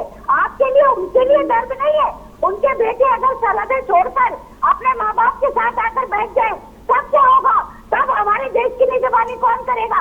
आपको उन पे रोड पे चलने वालों का दर्द है कि उनके रास्ते में बाधाएं आ रही है, मगर जो हमारे किसान पड़े हुए वहाँ पर 160 लोग मर चुके, वो क्या कूड़ा है? तो क्या रोड पे चलने वाले क्या इस देश के नागरिक नहीं है शबाना जी? रोड पे चलने वाले लोग, वो भी हमारे भाई बहन है, वो भी इस देश के नागरिक है। सरकार की जिम्मेदारी जितनी किसानों के लिए बनती है, इतनी जिम्मेदारी उन लोगों के लिए बनती है। तो दोनों जिम्मेदारी निभाइए और उसको खत्म कीजिए। किसानों से बात करके वो मुद्दा खत्म कीजिए। उसके जिम्मेदार सिर्फ और सिर्फ आप है। आप विपक्ष की आवाज ना आप दबा सकते, ना मीडिया दबा सकता। चिल्लाने से आवाज दबती नहीं है।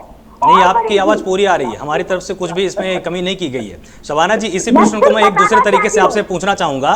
जिस तरह से अन्नदाता अन्नदाता अन्नदाता की बात आप करते हैं, हम भी करते हैं, पूरा देश करता है, चलिए ठीक है, लेकिन इस देश में आप जानती हैं कि कोई कपड़ा बनाने का काम करता है तो वो कपड़ा दाता हुआ, कोई बर्तन बनाने का काम करता है तो वो बर्तन दाता हुआ, कोई जूते सीने का काम करता है, कोई साफ सफाई करता है, लेकिन क्या अपनी सेवाओं के नाम पर आप सिस्टम को फ्रीज कर सकते हैं क्या?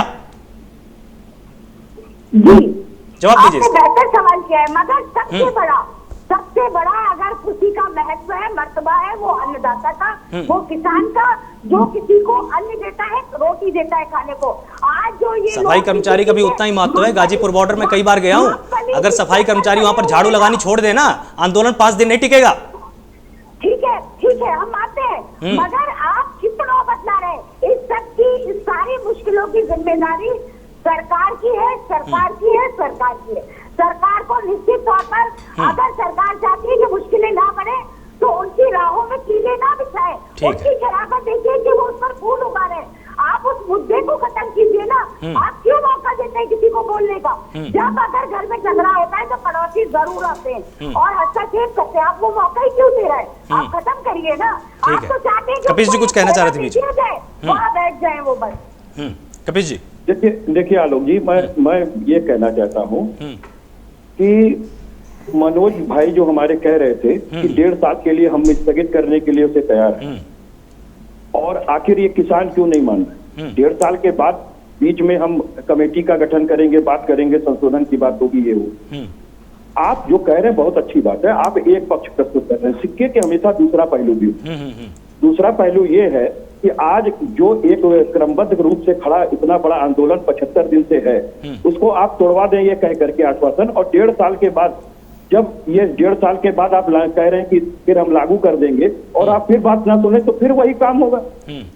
तो हम तो एक चीज ये कहते हैं ना कि स्थगित किए ही हुए हैं आप, एक कमेटी का गठन हो जाए, दोनों समिति से बात हो जाए, ठीक है, और इसको आप वापस लें, और वापस लेने के बाद एक बात करके किसानों की राय से, क्योंकि आप उनके लिए कानून बना रहे हैं। कपिश जी, लेकिन ये कमेटी बनाएगा कौन?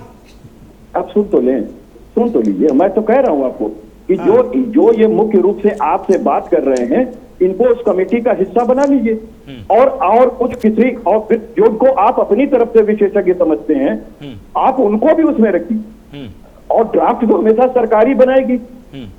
आप किसान से उम्मीद ना कीजिए, क्योंकि अगर किसान से उम्मीद कीजिएगा तो फिर सरकार भी किसानी बनाएगा। तो मैं एक बात ये कह रहा हूं कि सबको सबका काम करने दीजिए, लेकिन अगर आप हमारी भलाई चाहते हैं, कि हम शिक्षा चाहते हैं कि हमारी क्या प्रॉब्लम है श्रीवास्तव जी, तो श्रीवास्तव जी अपनी प्रॉब्लम बताएंगे, आप उसका समाधान बताएंगे, हमको लगेगा अच्छा है, आप एक कानून बना लीजिएगा। भाई मैं एक चीज ये कह रहा हूं कि आप सिक्के का हमेशा एक पहलू नहीं होता, दूसरा ये वही किसान है जिनको राजनाथ जी भगवान कहते थे, ये वही किसान है जिनके 1980 के आंदोलन में अटल जी का मैंने भाषण देखा था, ओजस भाषण। उन्होंने कहा था कि ये किसान का आंदोलन है, हम राजनीतिक दलों का आंदोलन नहीं है, लेकिन अगर कोई तानाशाह सरकार इनके साथ तानाशाही करेगी, बर्बरता करेगी, इनके ऊपर लाठीचार्ज करेगी, गोली चलवाएगी, तो हम बकायदा इसमें संघर्ष करेंगे। तो वो भी आंदोलन जीवी नहीं थे, आंदोलन जीवी हमारे अन्ना हजारे भी नहीं थे, और हमारे रामदेव भी अन्ना जो है वो आंदोलन जीवी नहीं थे।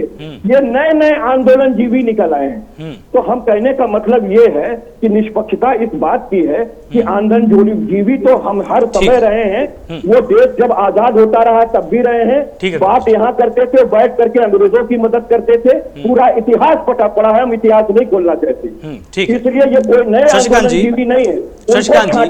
और उनको जेल के अंदर पहुंचाइए जो आंदोलन जीवी है। ठीक है शशिकांत जी के पास एक बार चलते हैं। शशिकांत जी, जिस तरह से पूरे के पूरे मामले में सुप्रीम कोर्ट खुद आगे आया, सुप्रीम कोर्ट ने खुद पूछा कि चलिए ठीक है, आप हमें बिल से संबंधित वो तमाम उपबंधों के बारे में बता दीजिए जिनसे कि बिल काला हो जाता है, वहां पर किसान नहीं जाते हैं।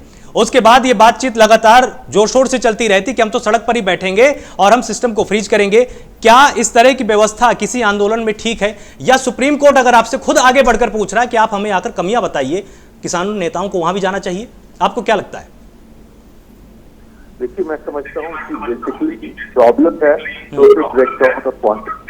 स्वामीनाथन की कमेटी रिपोर्ट थी, जिसके बारे में अलग अलग सरकारों ने कहा था कि वो पूर्ण रूप से गति लागू की जाएगी, आज तक वो लागू नहीं। ये जो बातें हो रही है सरकार के बीच में और किसानों के बीच में, इसमें कॉन्फिडेंस एक दूसरे पे बिल्कुल नहीं है, एक दूसरे का जो यकीन है एक दूसरे पे बिल्कुल नहीं है। अब समस्या यहाँ पर ये खड़ी हो गई है कि आप चाहे तो नाक की लड़ाई कहें या कुछ कहें, अगर केंद्र थोड़ा इससे विचलित होने की कोशिश करता है तो इसके सिक्योरिटी इम्प्लीकेशन आप लोगों ने डिस्कस नहीं किए हैं, और शायद चूंकि आप एजेंसीज में नहीं रह चुके हैं, आप उसको वॉच नहीं कर सकते हैं। तो गवर्नमेंट ऑफ इंडिया का स्टैंड भी अपनी जगह एक तरीके से ठीक है, क्योंकि वो देश का पूरा जो सिचुएशन है उसको न मद्देनजर रखते हुए कोई नहीं देना चाहते हैं। अब हम बात करते हैं फार्मर्स की। फार्मर्स का है कि आज तक स्वामीनाथन कमेटी रिपोर्ट नहीं लगी, उनको लगता है कि अगर इसको मुलतवी किया जाता है 1.5 साल के लिए, जैसे अन्ना के एजुटेशन में हुआ, मैं भी अन्ना हजारे एजुटेशन में था, एक बार कोई एजुकेशन खत्म हो जाए तो उसका वो टेम्पो फिर से बनाना बहुत मुश्किल हो जाता है। इस समय जरूरत है एक चाहे कोर्ट के माध्यम से चाहे रिटायर्ड जजेस के माध्यम से एक दूसरे के लिए एक कॉन्फिडेंस फिर से पैदा करना पड़ेगा, सीबीएम्स बनानी पड़ेंगी और म्यूचुअल सहमति के अनुसार ही आगे बढ़ना पड़ेगा। दोनों की स्टैंड जो है एक्सट्रीम है और मैं नहीं समझता कि दोनों की स्टैंड पे काबू रहने से उस पे फिक्स रहने से उस पे एडमेंट रहने से देश का कोई भला हो सकता है। ठीक है मनोज जी, सत्ता पक्ष आप हैं इसलिए जिम्मेदारी सबसे ज्यादा आपके ही कंधों पर है। क्या कोई ऐसा रोडमैप अब तक सरकार ने तैयार किया है या पार्टी ने तैयार किया है जिससे इस विवाद को सुलझाया जा सके, इसका समाधान खोजा जा सके? आलोक जी, हम तो जब से जो 12 दौर की जो बातें हुई उसमें सारे लोगों ने हमने इनको पूरा समझाने की कोशिश की और जहाँ 2-3 मुद्दों पे इनके साथ सहमति बन भी गई थी। भाई बिजली वाले मामले में, फरारी जलाने वाले मामले में, 2-3-4 मामलों में इनके साथ सहमति हो गई थी हमारी, और हमने कहा कि ठीक है कोई बात नहीं, हम पूरे कानून को होल्ड कर देते हैं 1.5 साल के लिए, कोई दिक्कत नहीं है, पूरी कमेटी बैठा के, पर जो लोग हम भी चाहते हैं कि जो परेशानियां इनको हो रही हैं वो ना हो। भाई सरकार की जिम्मेदारी है इनको संतुष्ट करना, पर अगर नाजायज मांग है तो उसको सरकार कहां तक उसको झेलेगी?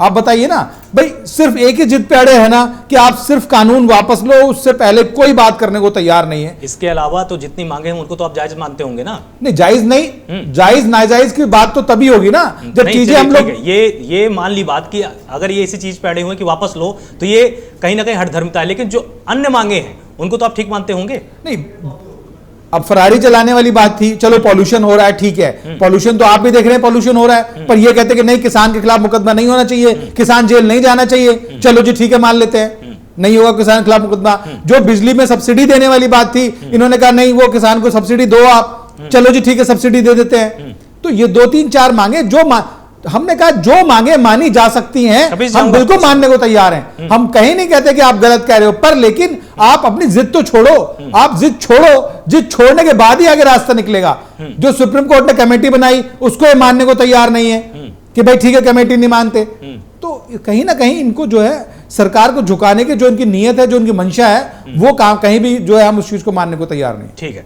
विवेक जी, आपको क्या लगता है कि यहाँ पर चूक कहां पर हो रही है? किसान नेताओं से चूक हो रही है समझने में सरकार की मंशा को, या सरकार को भी कहीं ना कहीं समझ में नहीं आ रहा है कि किसान नेताओं की जो कोर मांग है उस पर बैठकर बातचीत हमें करनी चाहिए?